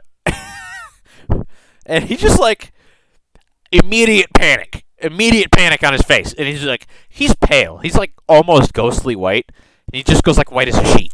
And he grabs you around the shoulders and kind of like pulls your head kind of close, and he's like, "Just please, just keep it down. Are you afraid of your own name? Well, it's not my name, but it's yes. There's somebody here named Michael. Who sent you?" Irene. He kind of like looks around and he like pushes your head a little to the side as he like looks at your companions.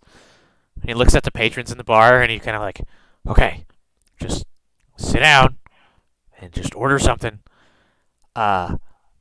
He will be available. I'll take him to you. Just we can't. This is too sudden. Too sudden. He just kind of like backs away and he's like, oh, well, what can I do for you? What can I get for you? 2 pints of your finest. I can do that. 1 copper piece, please. All right. Anything for you. And Tessa's like, I have it, sir. What can I get all of you? And she's just she gets over and she's kind of like hunching her shoulders a little bit and kind of got her hands in front of her and she's got a big platter under her arm. Says, well, we have ales and we have some soups and grilled mincemeat and cheeses and we have papanazi. It's cottage cheese and semolina is fried and it's covered in sour cream and blueberry jam. Yeah, what can I get for you, please? All of that is just 3 coppers. I can do that. Yes. Okay, I'll have 1 for you and. I want some meat. Okay, I can get you some meat. And you, ma'am. Okay. And she gestures to you, Azalea. Fish? We don't have any. Not at least today. We haven't had any deliveries of fish today. We're expecting some the day after next. I know that doesn't help you at the moment. Is this code for something? She like looks around. No. I was asking you as the DM. Sorry. Oh, no. Okay. I thought you were gonna roll a dice for that. It just sounds like no, we didn't get a delivery today. Sounds like suspiciously code. Anyway, I'm just.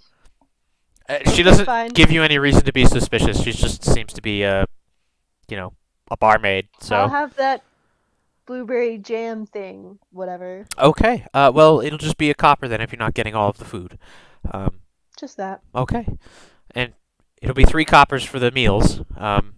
And she collects the money from all of you and. I Question. gotta Okay, go ahead. My monies. Do we automatically change money out? Like if I got 2 gold pieces, do we go back and forth, or do we have to go to a money changer, or like how are we playing that? That's a great question. This is a major city. I would expect in a major city, not a problem. Yeah. So they should be able to give you change. When they can't give you change for things, then they'll be, that'll be easy.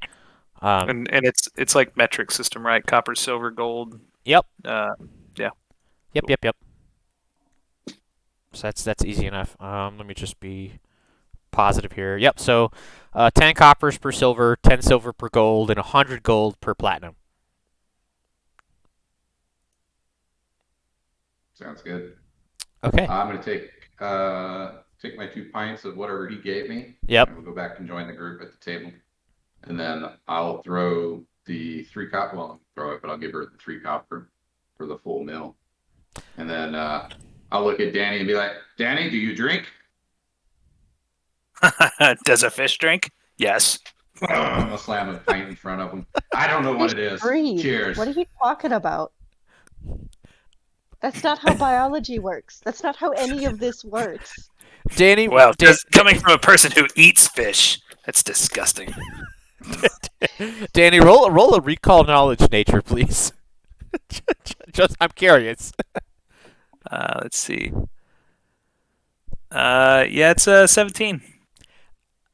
You're pretty So- sure fish drink water. You're pretty sure. They have to, right? Fish have to drink water. But in this case, Don't it's say that ale. to me.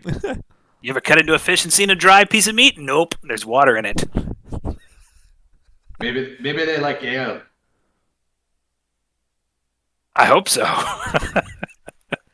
This is ridiculous. So after I sit down and I hand him the beer and stuff, I'll be like, "Oh yeah, here," and I'll put that drink on the table. Oh, thanks. Oh my God. Hey, Whatever you guys want to do, you guys do it. I'm tired of carrying this thing around. Yeah, you just Oh, the Drake. The Drake. the Drake. Yes. Oh yes. You just plop the corpse, this house cat sized corpse onto the table, and everybody turns and they're like, "What the?" Fuck? And they're just So- like, I want to just right there on the bar. I want to pull out my big wooden alchemy case with all my stuff, and spend 10 minutes. I can identify the nature of an alchemical item. Now it's not a potion, but maybe I could still. What if we didn't draw any undue attention to ourselves? I think that's too late. We could stop them. We could not draw any additional. I'm gonna continue. I'm just gonna start poking at this I'm thing gonna and move further away. testing it. "Yeah." 10 minutes. 10 minutes, please. Just 10 minutes. You scooch your stool back away from the table. If I aid him, will it take less time? Oh, aid with a D. It was eight with a Yeah, I thought Not. so too. If I eat him, will that solve everything? I'm tired of your nonsense. No, it won't. It won't make it go any faster. That's stupid. Well, it is what it is. Oh gosh, alchemical ingredients. Oh boy, this is. Something I was oddly not prepped for. All I'm tracking is this. I got 10 minutes. If I succeed, I can identify the item and means of activating it. But I think it's supposed to be like if I find a random potion. Yeah, Is what it's supposed But, to be. I Not mean- necessarily like poking at a Drake. I would still use it that way then, just in case. You never know, right? And then I don't know what DC we're rolling this against. Like, what is this? Is it a crafting check? And then I don't know what the DC is. Does it say what to roll? If you No, you don't have to roll anything then. I would presume. Isn't like alchemy? There's like a skill for it, right? There is. Can you take like 10 or whatever on this or no? Oh, well, there's no take 10 and take 20 anymore. That's right. Because first edition is old and clunky, but learning a new edition is different. Let's see. So I'm trying to find the alchemy class. Should be right at the front of the book, if I can find it.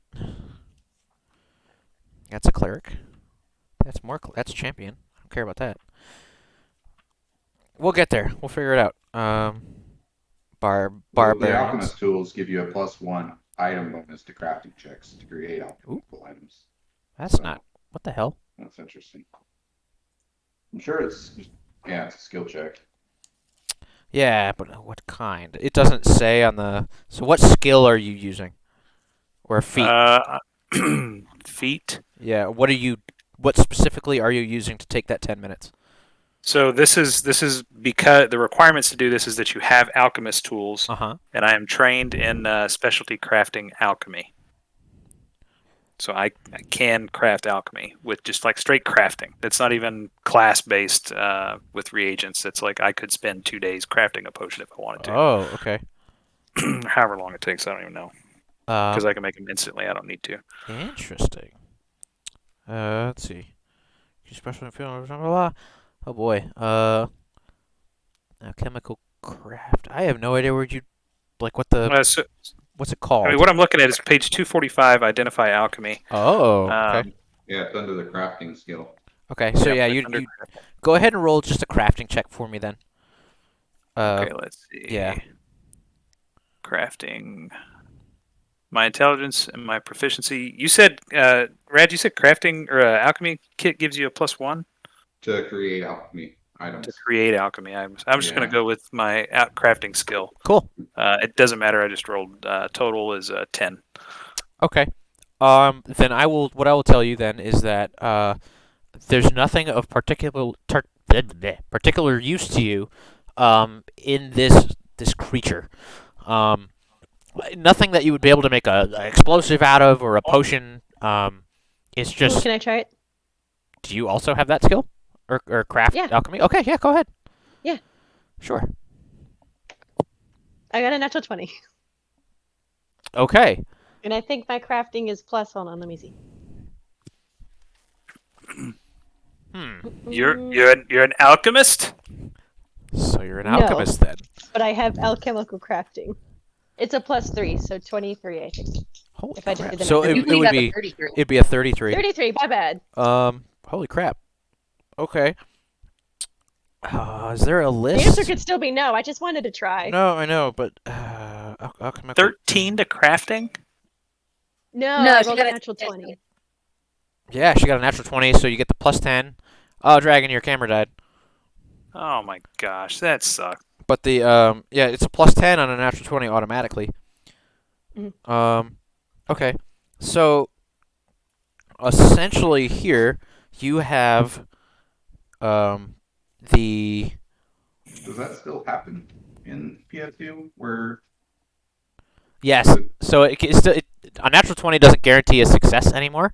yeah, But it does give you a plus 10, and then if it's like if the DC is a 30, right? You roll a natural 20 Okay. plus the 10 is a 30, and then plus whatever you have, you pass. But if you have, let's say the DC is a 20, you get a natural 20 plus the 10 equals a 30, you get a critical success because it's 10 greater than the DC. So what we'll say here is that based on the creature's blood and other tidbits, you'll be able to create, well, rather, you'll be able to just collect a lesser acid flask. Okay. Yep. So it's a level I 1. don't have any. I don't have the kit for it, but I know I can do that, and that's what matters. Yes. I'm gonna go tell Alchemist, dude. You could get some acid from it. You just gotta You know you what do you're have looking to at, have. man.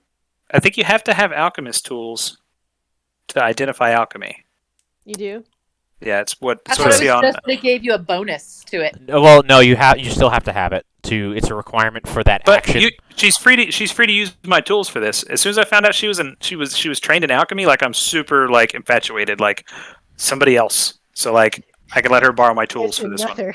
Yes. So There's another one. so you borrow the bits. And the bits of files in the little, It's a And I'll Yes, be like yeah. this is what I see. Words are and I'll hard. just like point it out. Words are hard. Like I don't want to. I don't mind looking at it, but I think he'll be more likely to utilize it. Yep. I'm just in it for checking things out. So Yep. Okay. I give it back. Thank you. So between the two of you, a good 20 minutes, Do you need a moment? you'd be able to get that I was acid doing my flask. best not to look like suspicious, and then he pulled out a dead thing, and I was like, all right, I might as well.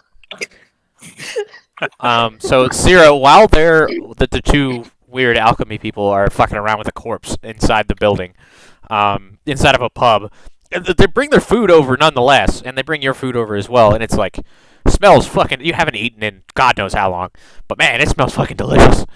And you guys, yeah, you guys start digging in. But is there anything else you wanted to do, Cyra? While they're busy doing their alchemy bullshit, it's like 20 minutes of time. I just want to watch the people in the pub. Does anyone seem anything beyond like morbid curiosity or general concern? Anyone seem to be like watching us with malicious intent? Suspicion, I expect, because we're playing with corpses Yeah. at a fucking bar. You guys are the worst. Oddly Give me enough, a chill. no. There's like 4 or 5 people in here total, other than you guys, and like they're like sitting in like pairs, and there's like a lone guy sitting by himself. Most of them have like really pale skin. Everyone's so bachelor. Yeah. Anyway, nothing you could produce a clutch with, but in this case, they kind of like they pulled the body out. They started fucking with it.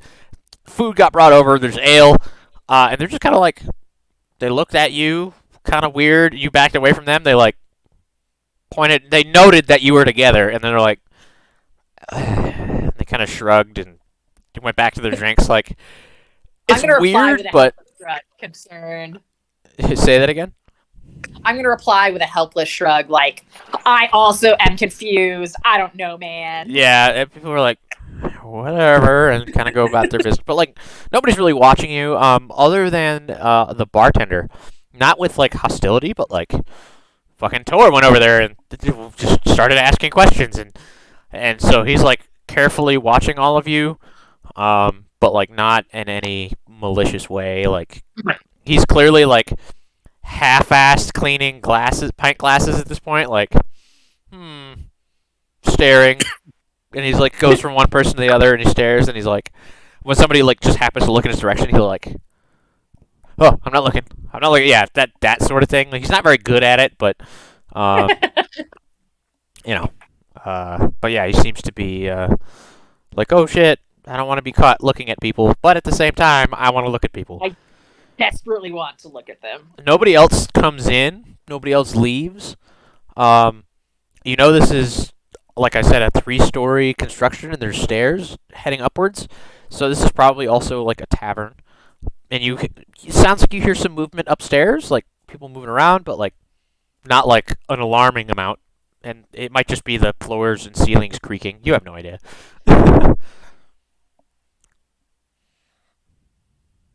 What else? No, that's it. If I'm gonna ponder any way to like mitigate the weird social cues we're giving off, but I can't think of anything. And so instead I just try to enjoy my food while they dissect a creature next to me. The food, delicious. Absolutely amazing. Again, you guys haven't eaten in a while. All of you just fucking like inhale that shit.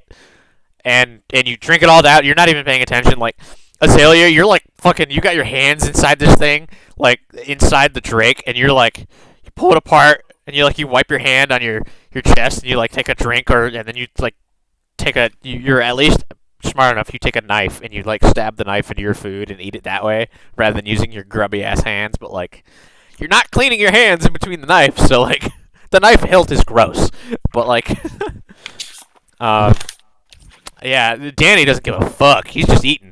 He's just eating whatever he wants. Yeah, whatever. It's food. Yeah, Danny, you've had to eat much worse, and this is some real good shit. And most of you are used to seeing like peasant bread as being really dark, and like kind of grainy and shit. But this it's really dark bread, but you have a feeling it's more likely because of Molasses? it's a little sweet. But it's like, it's not quote unquote, it's not grainy, it's not purified, right? It's not cheap either.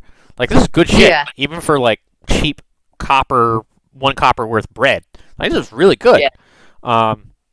So it's probably the same sort of color as the rest of the vegetation, which gives off that purplish dark color. That's right. Rather than being like gross and unrefined. But yeah, it's really good. Cool. So, with that, we're gonna take a 5-minute break. I gotta hit the head and change my camera battery before it dies. So, we're gonna take a 5-minute break. I will be right back. And yeah. I'm gonna get another armful of snacks. There you go. 4:05/3:05. We'll be back. About 20 minutes has gone by where you guys are just fucking tearing through this corpse and eating food in this pub. And As one does. As one does. And as you put away the alchemy kit, and the drink is still on the table, but like most people, you've mostly finished your drinks, and your food has just definitely been gone for the past 15 minutes. The bartender comes over. He says, my friends, please, if you'd follow me, upstairs. Yes, we have things to discuss. He's just like looking around, like trying to be sneaky, and like he's clearly not very good at this sort of thing, but he's doing his best. So he like starts heading toward the stairs. Okay. I'll follow him up, but I want to like not pull out the war flail, but I just want to make it ready. It's ready to go if I need to.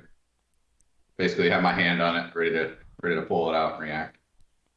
Okay. I don't know who this guy is. We don't know what we're walking into.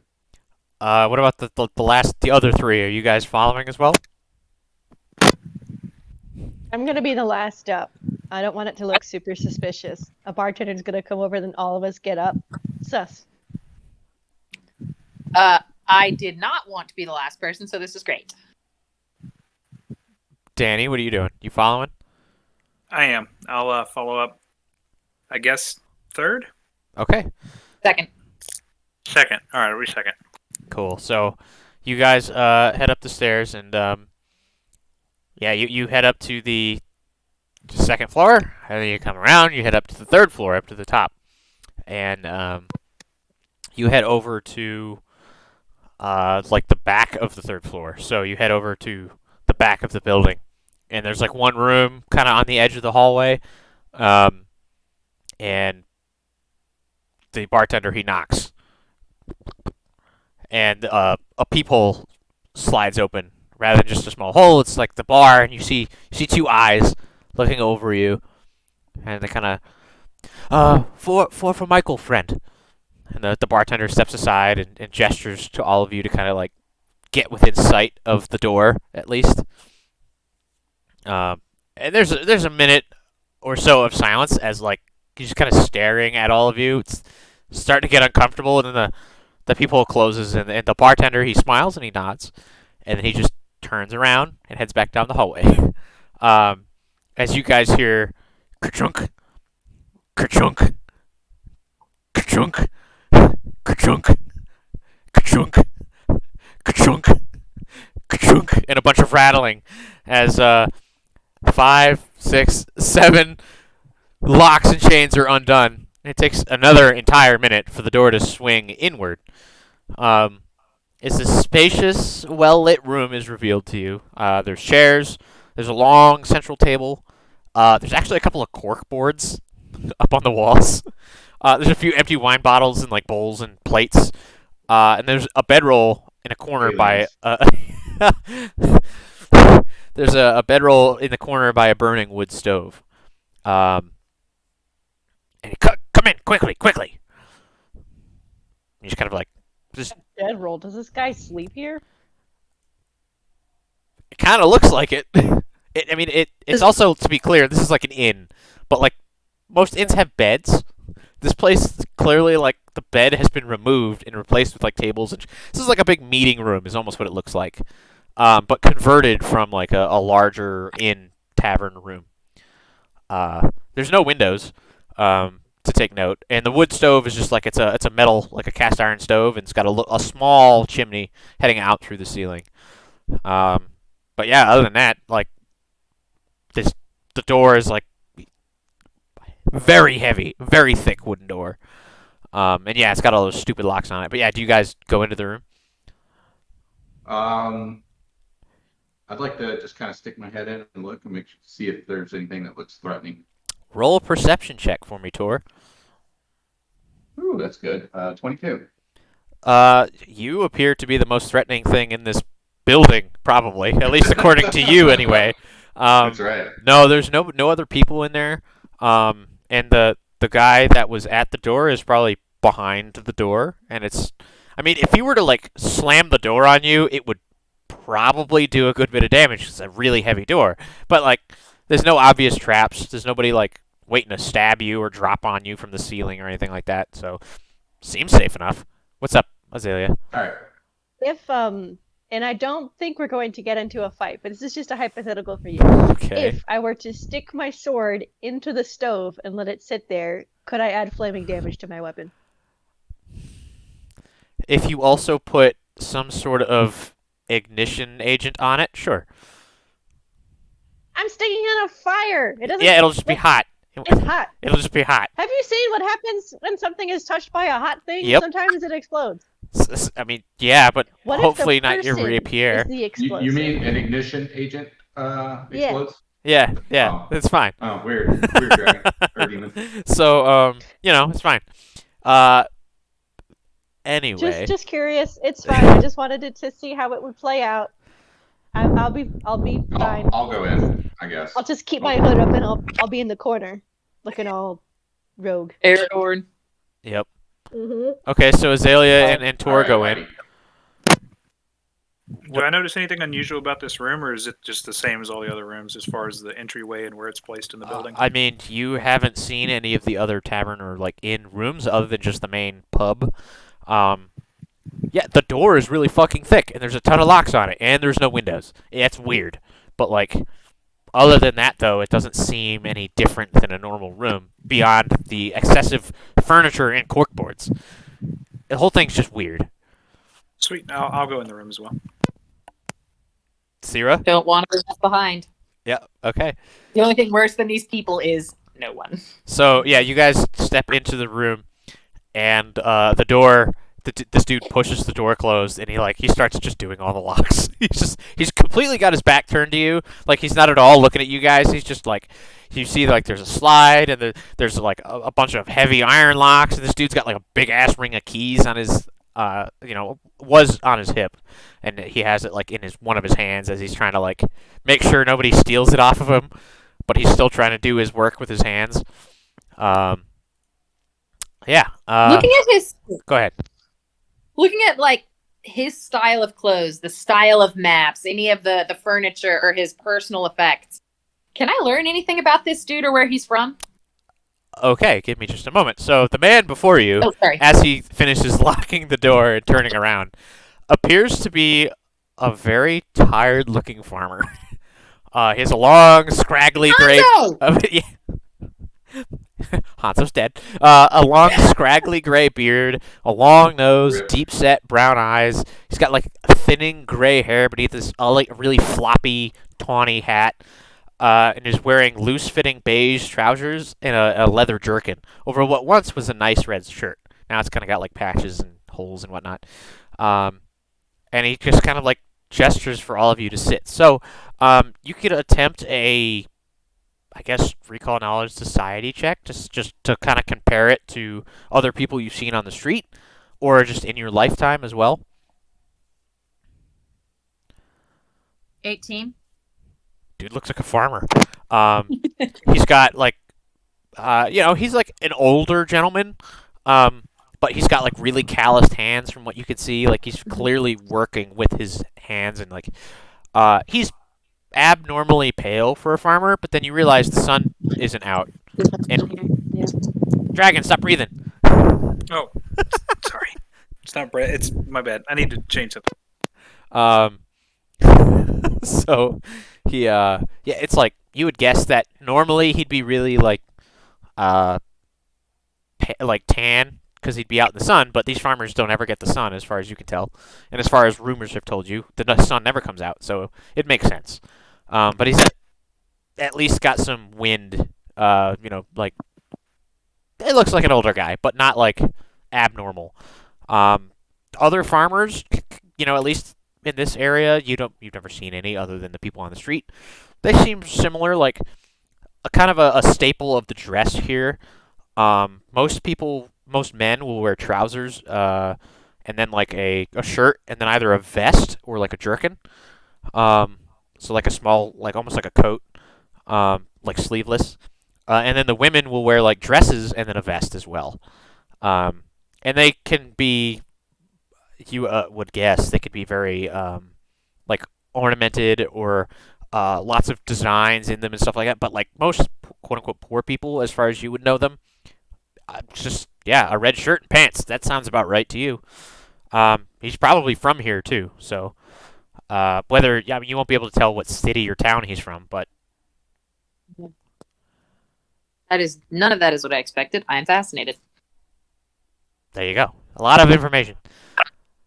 But you're a little more worldly than some of these other folks here. So you kind of have a little bit more of a keener eye for these things. So welcome. Please, sit. I'm Michael. And he just kind of like he like kind of scurries around trying to pull chairs out for people. Like he's being surprisingly nice. And he's like kind of looking around. He's like, okay, Irene sent you, yeah? Yes. Okay, that's wonderful. She hasn't come back yet. She's probably not going to either. If she comes back, I'd be surprised. What happened? Tell me about yourself. Like, how did she come to send you here? I trust her with my life, so I trust you all with mine. That's some profound trust. He just kind of shrugs. Well, it all started with a knock to the head, and now we're here. But no, don't really know these people that well. They don't really know me that well yet either. But yeah, we were all locked, chained up together in a cave, and Irene set us free, and then was jumped by 4 vampires, and we basically ran all the way here. And he like sits. He like was pulling out a chair to sit down in, and he just kind of like falls into it. Oh, well, she can handle herself, but that sounds more than we thought. And he points out there's like a map of the Ashlands on the wall. And he kind of points to Necroy where you guys are at. He says, that's just completely unexpected. We had heard, we know that people are being abducted not from here, but from other places outside of the Ashlands, and well, we've been trying to put a stop to that. It's terrifying. It's unfair. People are dying, and especially these feral vampires. They working together is not something they normally do. So that's terrible news to hear. We've just been trying to save as many people as we can, and well, frankly, get them out of the country if we can, or use them as allies to us. And he like kind of gestures. There's like Who is this we and us that you're speaking of? yeah, so he gestures to a bunch of papers and parchments and just shit that's like tacked up on cork boards, and like you realize that there's like names and faces and like drawings of people, and like there's no shit. There's like yarn like fucking connecting people and shit. And he says, well, you see, we are the People's Party. We are the party of the working man, the normal people. And he lifts his lip and he's like, see, no teeth. And then, the vampires are nobles and they control this land with an iron fist. And yes, I see the little kobold in the back. Yes. Okay, so this is Cordy. Literally have no teeth, or does he have no fangs? A little bit of both. He's actually missing his canines and then like the teeth behind that. He's got like a little bit of the front and then like most of his lower teeth. It's kind of weird. It's like he'd been either hit really hard in the face, but like in the side of the face like multiple times, and his teeth don't look good either. But yeah, he doesn't take very good. He doesn't take very good care of them. But yeah, well, and he's gonna just keep continuing, and he's the populace of non-vampires is much larger than the noble class of vampires, and frankly, they've been just deciding whatever they wanted for the past 40 years. They're abducting people, they're eating people, and frankly, we've had enough of it. And now we are working to find loyal people to help us take out the vampire threat. Now, Irene, she is a cultist of Svas, right? The lawful good deity. Well, that's illegal here. She if she had been spotted, she would be like executed on sight. That's bad time. You can't do that. So I know you're all new here. I don't know any of you. You just said you're new here. Don't go talking about lawful all the good gods and goddesses, please. You will get killed. So just keep that on the down low, please. And he just kind of like takes a breath for a second, takes a sip of ale. I thought in the Ashlands, the vampires fed off of the populace. Well, yes, they feed off of the people, and also they are kidnapping people from outside the country to eat off of as well. There's plenty of us, though. Right. They're vampires. They eat. I don't know. It's evil and wrong. Yes, also that, but inconvenient. Why are they going to more work? And he kind of like puts his head down for a second. He's like searching his mind, but you see his eyes flickering around as he's thinking. Had empty no thought. He says, I'm not sure. It's possible that they're planning something else. It's possible that the feral vampires, what we call feral, they're just not part of a noble family, or they may actually be feral. I don't know, but maybe they don't want to you know, come across guardsmen and or take actual citizens. Um, See, I'm not a citizen per se, or I don't have the rights of a citizen. Uh, that being somebody who could vote or go wherever they wish. I'm not allowed to leave Necroy. Right. Go. What? What's a feral vampire? And he kind of cocks his head to the side and gets that look on his face. Was like, who the fuck doesn't know what that means? And he's like, and then it clicks. He's like, oh, foreigners, right? Yes, feral vampires are one of two things.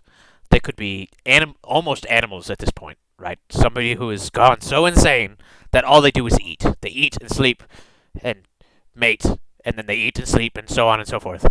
They don't live anywhere other than like caves.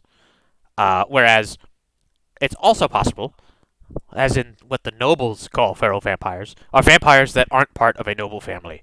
They have been disowned, or they ran away, something of that nature. So, what we are thinking is that these vampires were animals, and that maybe somewhere on the spectrum of sane and insane, they still had to, I don't know, capture people and eat them to avoid the law. And he's kind of like rambling to you guys. Is it against the law to eat people? Well, if you're not part of a noble family, yes. So, the families have. He's trying to like figure out what he needs to tell you, and he kind of comes back to his own thoughts, and he says, "Well, noble families, they each have a quota, rather a amount of people that they can feed upon every year, and those are divvied up based on rank." And those people are either selected beforehand, or vampires are allowed a certain amount of random chance if they're hungry or if they see something. They can take like one or two people a year if they are angry or something or slighted. But the feral ones just take however many they want. And when people start dying and the census doesn't match up, the census is taken monthly. But when the census doesn't match up to expected deaths or births or whatever, or somebody has an unexplained disappearance and it's not explained by the state, then those people are found, and those vampires are found and killed. So it's possible that these non-landed, non-noble vampires are searching outside of the land in an effort to maintain within the Ashlands, but not be killed or executed or jailed for eating the nobles' food. Does that make sense? It's as if, and he kind of tries to think for a second. Rules apply for the rich. Got it. Well, yes, exactly. Yes. So it's as if you were to walk into the prince's forest in Darlur and kill his deer and eat them, because those are his deer, and it's illegal, and he would execute you for that. He doesn't actually know this. He's just kind of creating a yarn, and he's like, well, you see, it's like the prince's, let's say the Prince of Darlor, let's say his son got disowned, right? But his son ended up hunting in the forest anyway. Well, that's not his forest anymore because he's not in the family. So it's the same thing, right? Does that make sense? So it's like a vampire is hunting in the forest, as in the city, that doesn't have permission to be there, or in the country, really. Under So what they're poachers. circumstances? What did you say, Azalea? So they're poachers. Yes. Kobold friend? I'm Michael, by the way. I don't... But yes, I'm Michael. Anyway, go ahead.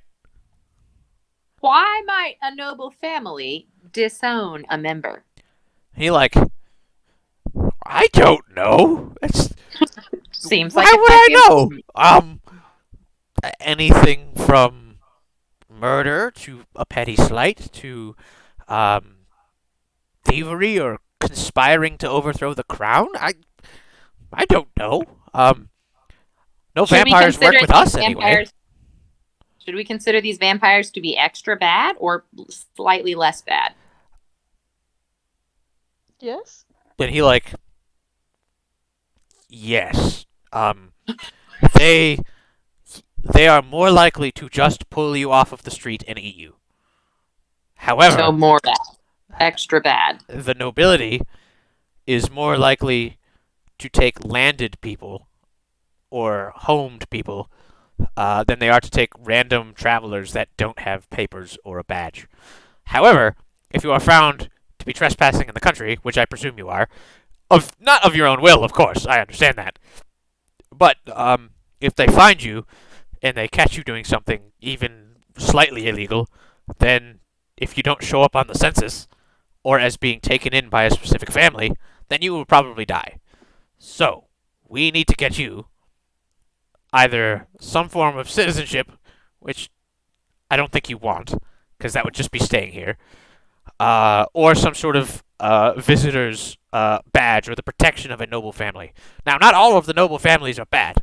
Some of them work with the People's Party, but I can't tell you who. And he looks around for a second as if he's being watched or listened to.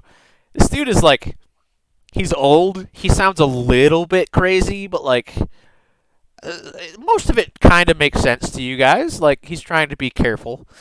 How do we get in contact with them then? If you won't tell us. Well, see, that's the thing. You have to for me to be able to get you a valuable badge for each of you, then you need to at least prove your worth to the People's Party. Now, I understand that may not be what you want to do, but we won't ask anything major of you, at least initially. And once we give you these badges, then you are free to leave.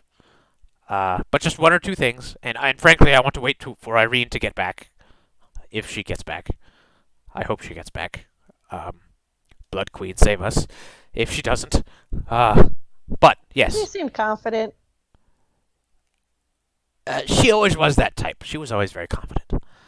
Which... Why are you talking in the past tense? Is she dead? Well, you make it sound like she died. He seems like he's getting confused. he's like he wants her to be alive, but now you're telling her that she might probably be dead, and he's he said was, and then you're picking on his grammar, and he's just a farmer, and he's and so he's so. Right. Not bad. I will have to get in contact with my people, and we will find out specifically what you can do for us. But you may stay here at the Long in the Tooth pub. Consider it a safe place. I can get each of you rooms, and you won't have to pay for it. You still have to pay for food. Food is expensive here. I say expensive. I don't know how much money it costs outside of the country, but it's more than a night's stay anyway. But either way, I will at least house you for now in the pub. But yes, if Irene sent you, then she at least figured that we could help you get out, or in your case, and he kind of looks at each of you appraisingly. He's I think all of you could be helpful in any number of situations that the People's Party or its members could find itself in, but obviously don't need to swear any oaths or allegiances or anything like that, but it would be in your best interest for me to help you, for you to help me. Well, if we're taking down a noble family. Well, that's... okay. Just you see, he takes out a parchment and a quill, and he immediately just you see him start scribbling something. He looks at Tor as Tor starts to speak up. Well, I can't speak for the rest of these chaps, but I'm down for killing vampires, those unholy beings, undead slights against humanity. He's vigorously nodding his head, he's got his big grin growing. But I'm down for helping out where I can. He looks at the small people. Fair enough. Hear me out. Can we get what'd you say, medallions or something to make them not eat us? Yeah, badges and medallions. Yeah. We'll get you those. We promise. Can we get those first? Soon? I'm not comfortable. Make a diplomacy check, my friend. I thought he was gonna eat a die. I know he's eating a grape, but The newest Nutty Dice jail. 19. Nice. Very good. And he kind of like wrings his hands a little bit, and he like scribbles that down too. He says, well, I can kind of do these introductions, I suppose, but my higher ups will have to make that decision, because these badges are not easily forged. They're like, well, about as big as one of your spheres on your belt. He doesn't know what the hell they are because he's not an alchemist. He doesn't fucking know. But it's like big and round as that, and you have to wear it visibly, and it's metal, and they're stamped a very specific way. Very hard to forge. But if we can get actual ones, we will. But if we have to forge them, that's the thing too. And then he like kind of sits back a little bit. He's like, you can see it kind of click through his head that maybe he's been talking too much. He says, okay, well, let's wait for Irene to get back. It's only mid-afternoon, so you can do what you want, but for now, at least, we can call this meeting adjourned unless anybody has any questions. Please, feel free to come by here at any time. I stay here, and he just points to the bedroll in the corner. And if we're busy, then I won't let you in. But if we're not busy, then of course I'll let you in and we'll chat. Even if it's just to eat and have a friendly conversation. Is there a window in this room? There are no windows in this room. Okay. Well, I don't know about the rest of y'all, but I am ready to go to bed. I still got this killing headache. I just want to sleep.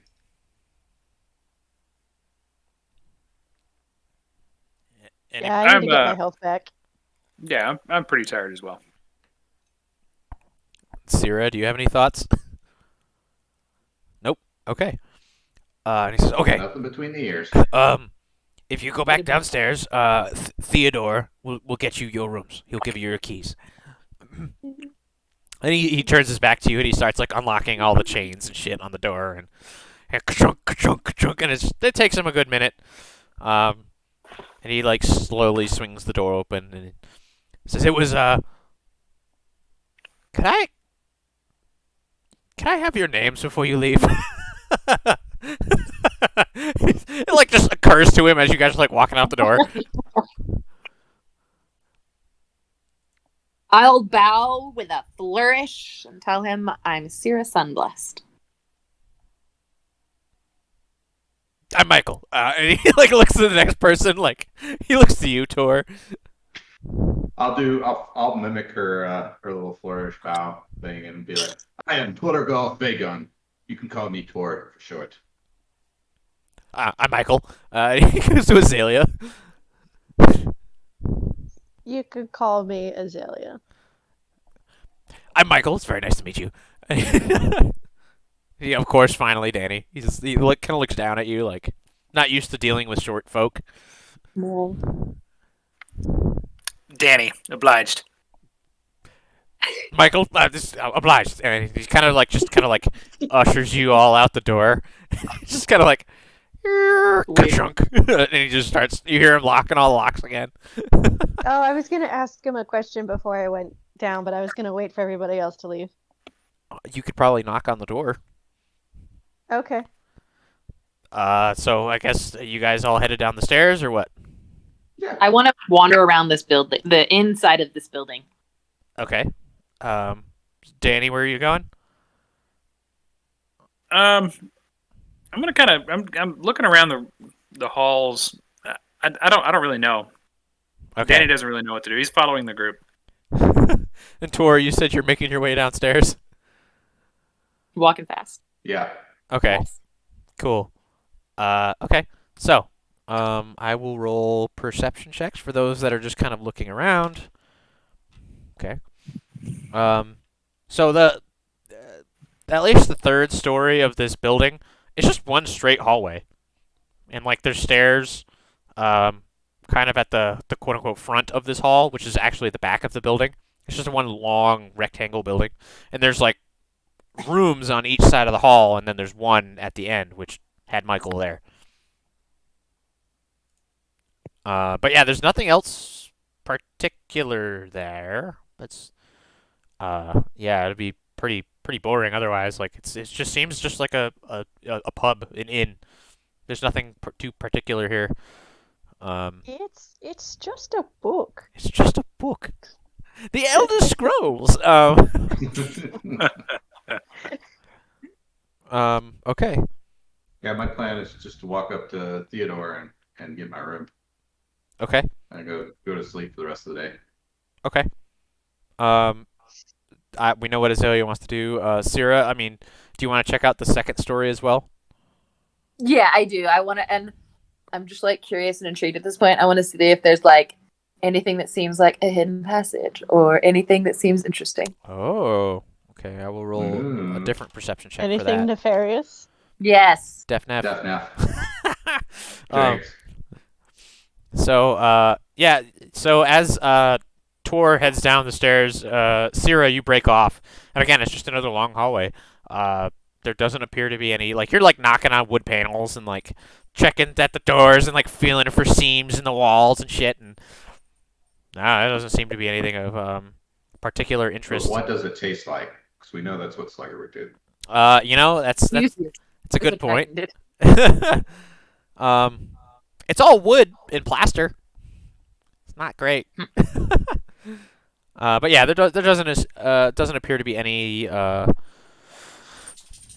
Paddington. I'm underwhelmed. Yeah, it's a pretty underwhelming place. For an alleged hideout of this weird underground, probably illegal group. Some weird grassroots movement. Danny, what are you doing? I guess I'm gonna make my way to my room Okay. or to the room. Are we all sharing a room, or are we? So, Tor and Danny, you guys get downstairs, and I'm about to talk to Theodore. And Azalea, you find yourself alone, so, yeah, you're by the door. I guess I'll knock again. Yep, the slide will slide open. Doesn't say. You can see his eyes, but he's not saying anything. Quick question. Narrows his eyes a little bit. Have you ever heard of feral vampires burying their victims? And he closes the thing, and you can still kind of hear through the door. You hear him like moving a chair or something, and he's like rustling around, and he like pops it back open, and he has like you can see he's got like a parchment pressed up, partially covering the peephole, and he's got like you can see the feather of a quill, and he's like, "Say that again." Have you heard of feral vampires burying their victims? Feral vampire burying victim. No, I have not. Was there any religious memorabilia around? I don't remember seeing any. Interesting. No, I have not heard of that outside of any religious context. It's entirely possible that rather you going to be sacrificed and then eaten, perhaps? Sacrifice to what? He shrugs. I guess you would. Yeah. I don't- okay. It's just a thought. And he just kind of. Okay. Thank you for the information. And he. Is there anything else? He's like he partially closes it and then he opens it back up.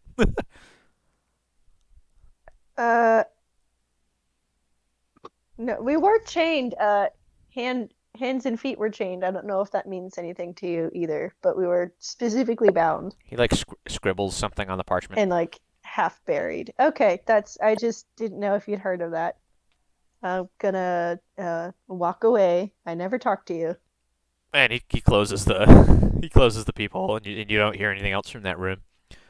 All right, I guess I'll go grab my key now. Yeah. So Tor and Danny, you guys get to the bar, and Theodore, the bartender, is there. He says, "Oh, welcome back. What can I get for you?" Room keys, please. Ah, yes, of course. Under the auspices of our friend, very well, you will all have second-story rooms, second floor here. It'll be rooms 1, 2, 3, and 4. And he kind of grabs keys. As he's grabbing keys off the wall next to the drink glasses, Cyra shows up. As you know, she took a little bit longer, but like, not that long to really check things. Knocked on wooden panel. Yep. Knock, knock, knock, nothing. Yeah, Who's there? yeah. So, Danny, you get room key number 1, as he kind of like leans over the bar to like drop it to you. And then Tor, you get number 2. And Cyra, as you're getting yours, Azalea makes her ways down the stairs, and Cyra, you get 3, and Azalea gets number 4. Okay. So. Cool. Hey, Azalea. Yeah. I'll trade your rooms. You take 1, I'll take 4. Why? To trick them. We don't trust them. I like your thinking. Yeah, Let's there you trade go. keys. Okay, you guys switching keys then? Yep, I got 4. Yep. Okay. Cool. Good to know. Okay. Yeah, it's like mid-afternoon. Are you guys just gonna go back to your rooms, or go up to your new rooms, I guess? Yeah, I'm gonna go check mine out. Okay. Yeah. Yeah, So I'll expect it. all of your rooms are like functionally the same. They have one large queen-sized bed. And as you like inspect the area, it's actually like feather, like a feather bed instead of like straw. And it's like oddly nice. It's like for like well-to-do people. There's like a chest with a lock on it, and there's a key that you can take for that chest. And there's like a big wardrobe, and there's like a basin for water, but there's no like running water. But yeah, it's nice. They all have one window, looking out. So one of them, well, rather they all look out onto the street because they're all on the same side of the hall. Number 1 is closest to the stairs, so toward the actual quote unquote back of the building. But yeah, so they all have it's a smaller street. It's not the front street, but it's a smaller street to the side that you all get to see. There's like a little bit of foot traffic. As for the rooms themselves, okay. You guys don't see anything untoward. There's like no traps. There's no. Doesn't look like there's any peepholes or anybody trying to spy on you or anything like that. Like the locks all appear to be good. The beds are ridiculously soft. Does the window have a curtain? The windows have shutters, not curtains. Inside, there's shutters. Outside, excuse me. So you'd have to they're actually glass windows. You have to lift them up and then reach out and close the shutters. Then you can close the window again. I'm gonna do that. I'm gonna take a pillowcase and fashion it as a curtain and keep it closed. Okay. Tor, yeah, you're easily able to lock. There's like a lock on the inside, just like a hook that hooks it together. You're able to do that, and yeah, Azalea, you're able to make kind of a curtain, and it's already kind of dim in there anyway, and it's like pitch black. Okay. I'm gonna open my window and attempt to make a tinder twig out of my last set of reagents and attempt to light my wet cigar. Give me just a flat check. Just give me a d20. 11. Yeah, surprisingly enough, through your alchemical genius, you are able to light the cigar, and keep it lit as you. And I'm gonna observe the street while I smoke it. Okay. Cool. Is there anything specific you're looking for, or you're just watching? Vampires. No, I don't know. I'm really just watching. I mean, that's fair. Watching for anything. Odd behavior, unusual looking people. Okay. Things like that. So I plan I'll probably sit there for like an hour or 2. Okay. I will get back to you in a minute. Cyra, what are you doing? I am absolutely enchanted with this giant bed. It's obnoxiously sized for you. Yeah, I'm gonna like tunnel and burrow in it under the covers Uh-huh. until I get bored, and then eventually I'll go like, is there a mirror that I can like move around? You look into the wardrobe, and there's a mirror in the wardrobe. But like it's attached to the back of the wardrobe. So it's not like you can't really move it or take it out. You're probably too small to move the wardrobe without getting squished. All right, fine. Nothing else that's like highly reflective. Uh, your coins in your coin Too small. purse, but like, yeah. Okay. Never mind. Okay. Tori, you just go to bed? You just go to sleep? Yeah, I lock the door and I pass out. Okay. So Danny, you as at the same time as Cyra is like tunneling in her covers there, Danny, you're just kind of like standing by the window, and you actually like push the chest over to the windowsill so you can like lean on it rather than being like the windowsill's here. You're like, oh, I'm gonna lean on it.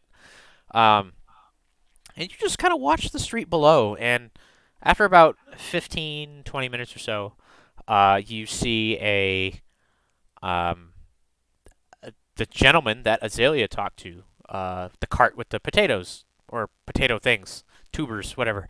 Um, and he pulls up kind of across the street, and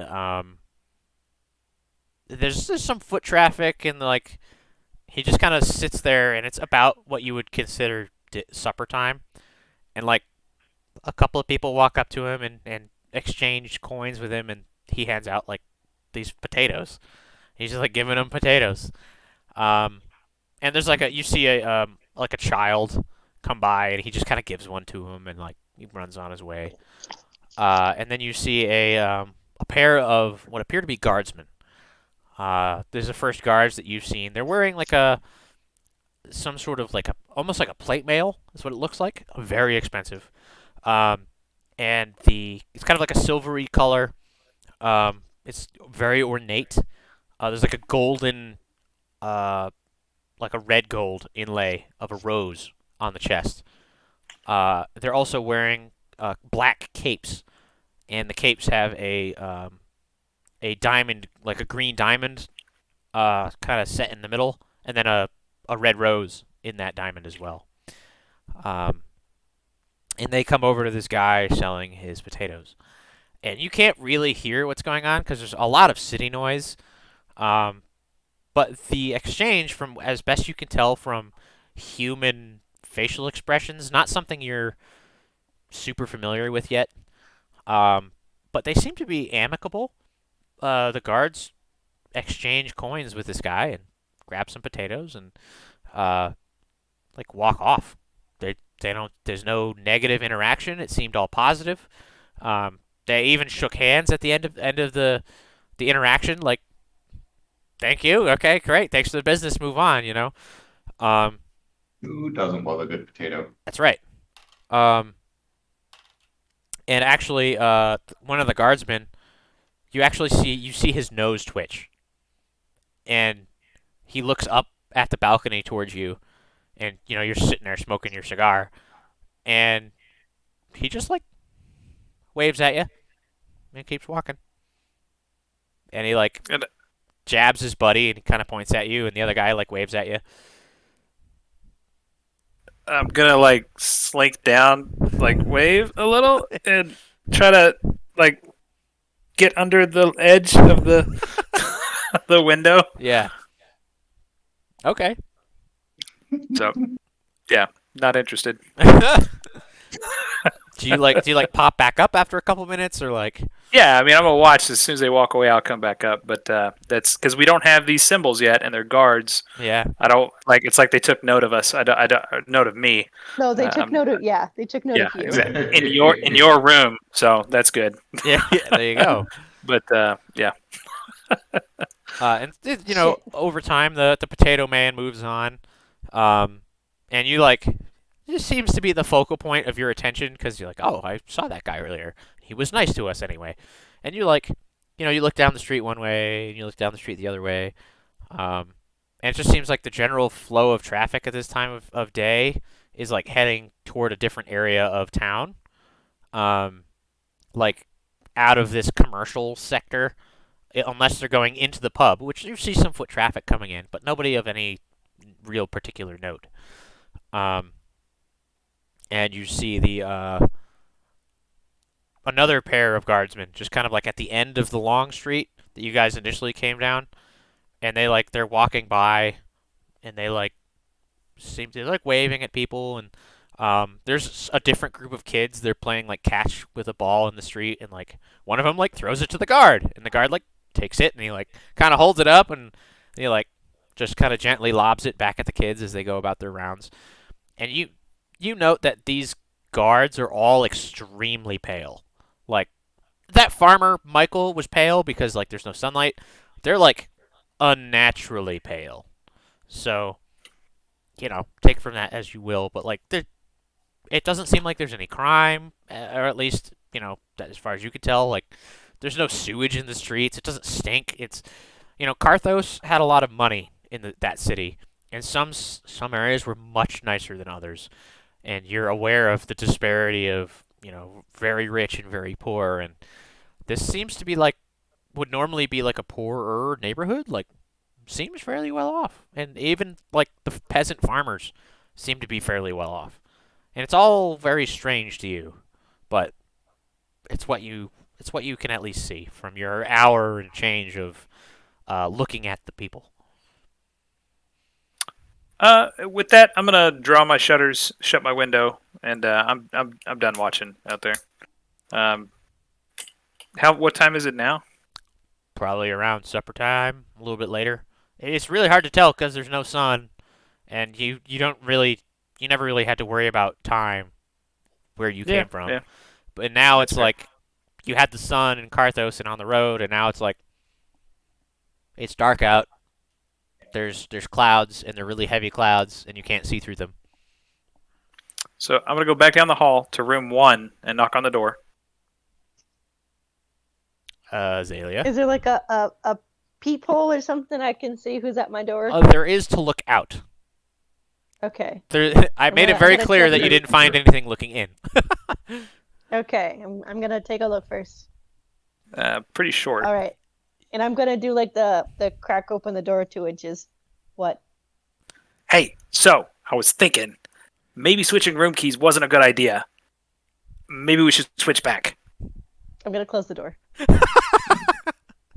Swing and a miss. All right. I'm gonna go to room 2. I don't remember who's in room 2, That's a great. and knock on the door. Yeah, Tor is in room 2. Who is asleep? He's doing. Probably passed out. No answer. Fine, I'm gonna go to room 3. Knock on the door. I can't reach the peephole, and that concerns me. You could. Who is it? It's me. Me. Yeah, it's Yeah. me too. Danny. It's Danny? Owen? Question mark. Me too. Hey, I was watching outside. You want to talk for a second? Just crack the door. Why? So I can whisper it to you. Oh, I'm gonna do the thing where I like put my little. He's not terribly much bigger than me, so I'm gonna open it just a tiny bit, put my foot there, ready to lock it again. Hey, did you know the guards here are vampires? I would have suspected it, yes. And they're super nice to the people. That does surprise me. I think they play nice and then they eat them all. They got to be nice so they don't leave. They're bad. And they have really expensive armor. Thank you. You're welcome. With the stalactite. Tell your friends. And then I'm gonna just like walk away and go back to my room. I was raised in a cave. I wasn't raised I love really. it. I love it. You did not grow up in a Born in a barn. Born in a barn. Socially awkward. Pretty low charisma score. Yeah, so I'll make my way back to my bed now. Okay, Get a late afternoon nap cool. or sleep. Yeah, Azalea, is there anything else you wanted to do other than tell him no? Strictly speaking, she didn't say no. Yeah, oh yeah, no, I'm just She just closed the door in his face. Just- When you come up with like, I think we should switch back, and I don't think it's a good idea, I'm not listening to that shit. No, it makes But sense. if It's it's fair. What else did I expect? I mean, I had to try. That's true. It's most. No, I was just being. You're good. I just want to go to sleep. That's Okay. it. cool. How do we gain health again? That's a great question. How do Never. you gain health with sleeping? Yeah. Time to go into the appendix to learn things. I don't have an appendix anymore. Yikes. You No already more had appendix. It's like 481 for long-term rest downtime. 481. Thank you. 4D1. You can spend And it's like 4 points. you can spend an entire day and night resting during downtime to recover hit points equal to your Constitution modifier, a minimum of 1, multiplied by twice your level. There you go. That's how you get So health back. Con mod. It's an entire Plus- day. It's an my level entire times day 2. and night. That's up to you guys.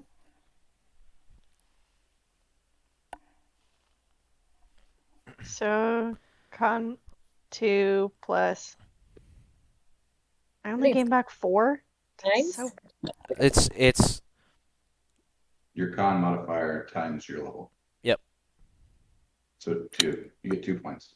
I'm gonna drink my other health elixir. sweet. oh, Go ahead. I only get 2. That's it. Yep. For each day. And that's a I whole thought you said modifier plus the level times 2. With modifier times your level.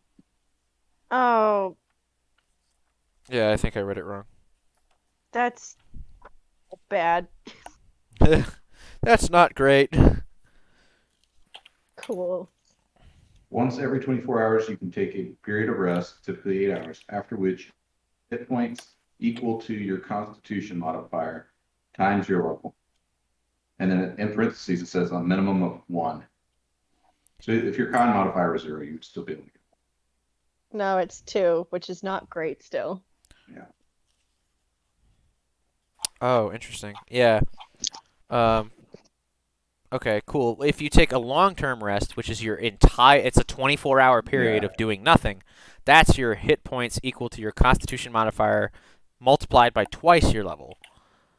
So, if you take a whole 24 hours to rest, then you'd get, double that versus just the 8-hour rest, which is equal to your con mod times your level. Oh, yeah, they are written different. Yep. Okay.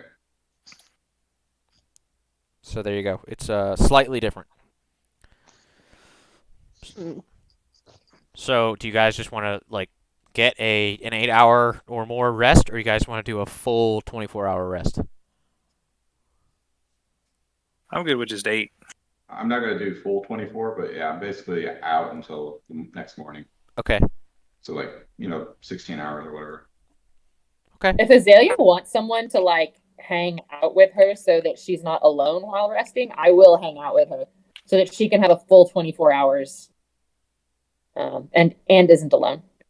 I'm confident I can take care of myself in my sleep, but I appreciate the gesture. She has a gesture. But Yeah, I was gonna say because even after an 8-hour rest, I'm still down 4 points, which isn't bad, but it's bad at level 1. So Yeah, not great. So yeah, Okay. they're taking 16 too. Where is this coming Okay. from? So much hostility. It's evening time of this day, right? If there are people willing to sleep through until morning, but yes, at the moment it is Okay. evening time of the first day. Yeah, let me cast Soothe then. Oh, yeah. Yeah. Are you gonna go What over are you to casting? her room? It'll be soothe. Oh, Yes. nice. There's I'm another gonna come knock. another knock on your door. Actually, it's gonna be a lock. Can I see her? Nope. You can't. Who's this? It's Cyra. The I'm gonna other. open it like 2 inches. I was waiting for it to me. Yeah. You look like you took some hits fighting the Shadow Drake. I did. Can I help? Sure. I'll open the door. Okay. But I'll have to do the close it and then undo the latch and then, Do you roll it? Nope, you do. It's your spell. Okay. Okay. Sorry, it landed literally with like the pointy side up. Fine. Yes! You regain 14 hit points. I didn't lose that much, but I appreciate it. I am here for you. Oh, He has a very soothing Alright. voice. looks like it's just 8 hours for me. Okay. Danny, did you get all your hit points back with your elixir? I did. Because you can just make those, huh? Yep. It's awesome. I think they only last 24 hours based on infused reagents if I make them as I sleep. Yeah. And I make 2 per reagent, or I can do 1 per 1 reagent just really quick, like out of my pocket, just make it. Right. But I have to drink it within a round. Oh, right. Gotcha. Cool. Yeah. Money. Is that an elixir in your pocket, or are you just happy to see me? Wouldn't you like to know? Got him. It's the elixir. To be fair, yeah. Oof. Or it's a bomb and I could kill you. I mean, He is happy to see you, though. He's been waiting on this. okay. I'll thank you for your magic. I played a soothing song on my drum. Oh. This is like those people who say like vibrations will cure cancer. In this case, literally. Posey lays on my chest first because that's soothing to kittens. So this is me attempting to do the same thing. I'm here for you. Apparently it worked. Yes. Okay. Cool. So, the next morning, anybody else want to do anything else this evening? Cool. No. Okay. More Easy. actually, I guess a giant meal. Yeah, the 3 copper, that'll pay for they'll bring you a day's worth of, like, you can take multiple meals through the day for that price. Mhm. Because money doesn't go as far in this one. So this is good. Okay, cool. The morning comes, and rather than being awoken by the sun, which you kind of expected for some reason, there is no sun. It's still dark. It's just like a full moonlit night.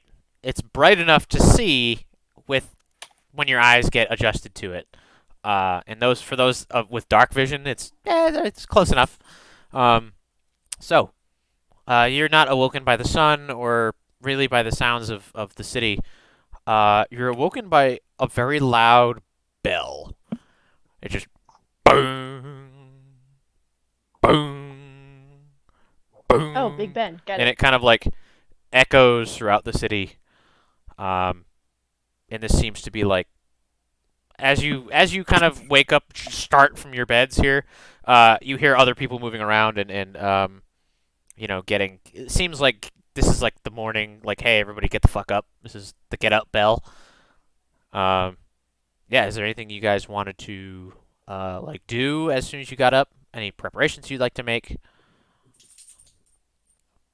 I'll just don my scale mail armor, and I'll leave the fauchard in the room, but I'll still have my warflow on my hip, Okay. and I'll make my way downstairs for breakfast.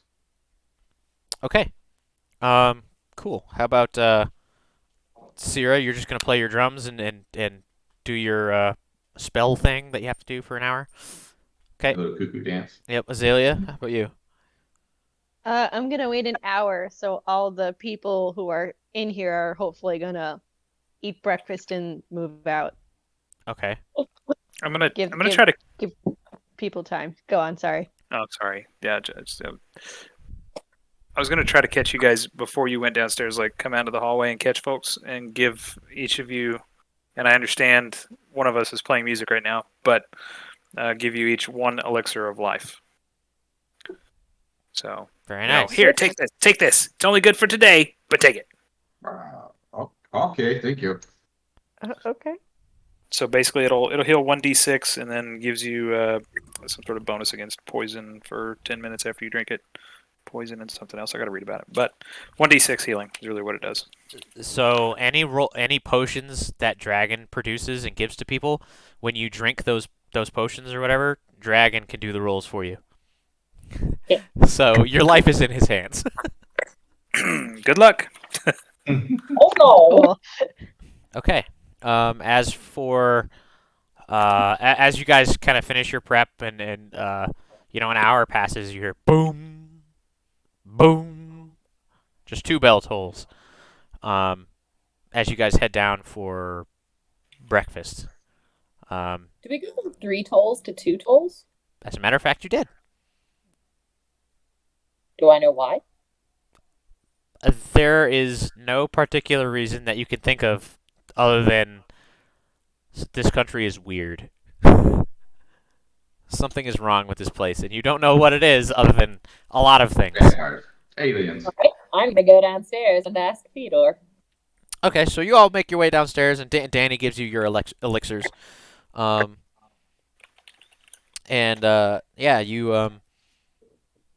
head down there, and there's nobody in there anymore. Everybody's like finished their brush, and then they're kind of going about their day.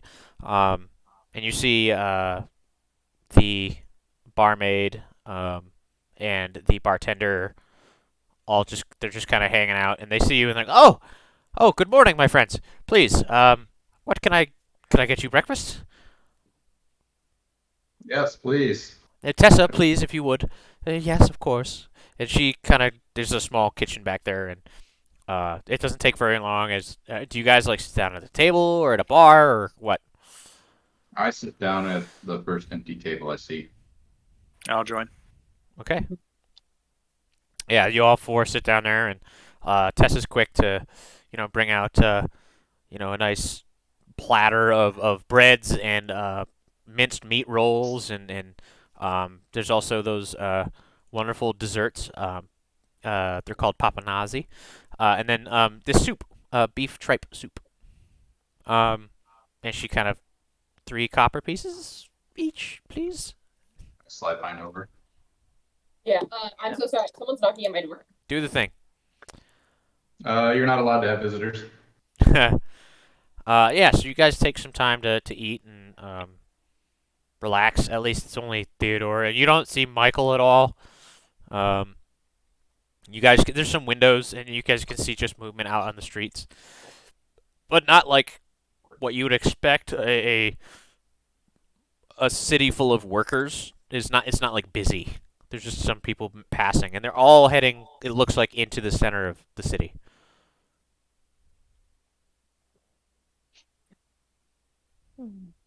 Theodore, what is going on? Everyone's going one direction. Oh. Right, friends. Right. Today is Four's Day. It is time in the Ashlands, anyway, in the capital. Worship. Today is the day of worship. Nobody works today. Everybody goes to the palace at the beginning of the day, and then after about an hour of worship or so, they take the day off. Now, those of us who work in inns and taverns and, food, I suppose, we don't really get the day off, but we usually aren't open to serving food unless it's like breakfast or dinner. We take the middle of the day off. So we won't be available to help you. But yes, it is expected that everybody makes their way to the Cathedral Palace. and at least to worship for an hour. Does anyone get eaten? She kind of like looks at you. I realize it's an awkward question at this point, and I'm going to be like, oh, I shouldn't have said that. He kind I'm of still looking for the answers. he's just like, no, no. Okay, no. good. Oh, I just, I mean, I don't know. We're in a town full of, things that, sorry. and he just kind of looks at you, and there's a little bit of like, he's slightly offended, but then he's like, oh, you guys are not from around here. Like, that's still kind of offensive, but and let's see. Wow. Are we talking to Theodore or Tessa? I'm sorry. Oh, wow, all of you. Never mind. I'm sorry. What's up with what'd you say, Cyra? Are we talking to Theodore or Tessa? Theodore. Okay. Would they expect visitors to also go? Yes. He would go, but you would most likely just stay on the outskirts of the congregation. You don't have to actively do anything other than just kind of stand there and show your respect. Bow when the bowing is required and such, and you'll just follow the crowd, and it's understood that you don't know any better. But it would be an offense to be caught away from the palace when morning comes, or when the hour of worship arrives. You have another 2 hours to get there, and you should probably leave in the next 15 or 20 minutes. It's a long walk. Is that wise considering we just got here? And he kind of like That we would be seen? he looks at Tessa, and Tessa kind of looks at you guys and back at him, and they kind of shrug at each other. He says, well, maybe I don't think being here without the proper paperwork or badges is the most wise thing, but sometimes it's not entirely by choice. I assure you that as long as you don't cause any trouble, you shouldn't be bothered. Now, it's unusual for people without badges to be carrying weapons. So, while you're out and about, either hide them or keep them here. I will at least guarantee that the pub is a safe place. There's no thievery or pilfering here. So, keep them under lock and key, as you would, but just don't carry weapons in public if you can. I think you got lucky last night, not seeing any guards. Is a dagger acceptable? Is there a maximum or minimum length blade that allows it to be considered a utility tool? That is a great question. So, most daggers would be kept in... What do you want? Paddington wants his food. It's that time. So most You most want your daggers food? would be kept below Patty 4 J, inches. you hungry? I'm gonna mute you. Okay, I'll be back. So most blades would be kept under 4 inches as utility items, unless you work in a factory or other place that requires those things. But those tools would stay inside the building or the manufacturing. But yes, the 4-inch rule, as it were. Now, if you were to have a longer blade, if you were to keep it hidden and not, displayed, as long as you're not stopped for anything, you should be fine. Just don't do anything off-putting or suspicious. I'm not sure if you've met us. Yes, I'm afraid I have. But yes, you have some time. You have about an hour and a half to get there, hour and 45 minutes. Just based off of that last bell. It'll It'll go down to 1 bell, and that will be the call to gather, and then it'll be a little bit more ceremony and pomp and circumstance when you get there. But you won't even make it to the palace, I'm willing to bet. You'll just be on the outskirts and on the highway. Probably the eastern part of the Imperial Highway. We're on the eastern side of the city, looking at the palace. Very few folk actually see the Blood Queen, but worship of her is required. So I will be going that direction as well, and Tessa will be joining us. So if you wish, we could guide you that direction and help keep you out of trouble. That would be lovely, thank you. I'll put my weapons upstairs. Okay. I do the same thing.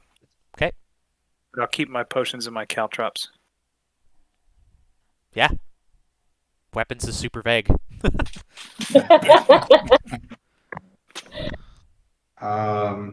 Yeah, after I finish eating, I will go put my wharf well in the lock chest and lock it. Okay. So Azalea, Theodore was just saying how it's illegal to bring weapons to warship, or just being outside. You shouldn't have weapons anyway. It's illegal for non-badged people to have weapons, or non-nobles. So, Oh, yeah, if you go I'll out in keep public, my fan with me. yeah. Oh, yeah. Okay. Cool. Okay. But aside from that, I'll leave it. Okay. And as you guys finish putting your weapons away and locking them up, Theodore goes over to the window and there's a sign in the window which you didn't notice the night before, but he flips it over. It says just closed, and he opens the door and he says, "Well, my friends, shall we go?" Sure. Okay. Let's go. Yeah. If I'm carrying like a weapon that I'm not trained to use, like it's martial, can I use it or I just take heavy penalties? We are going to end the session here for today, and I will answer that later. Okay.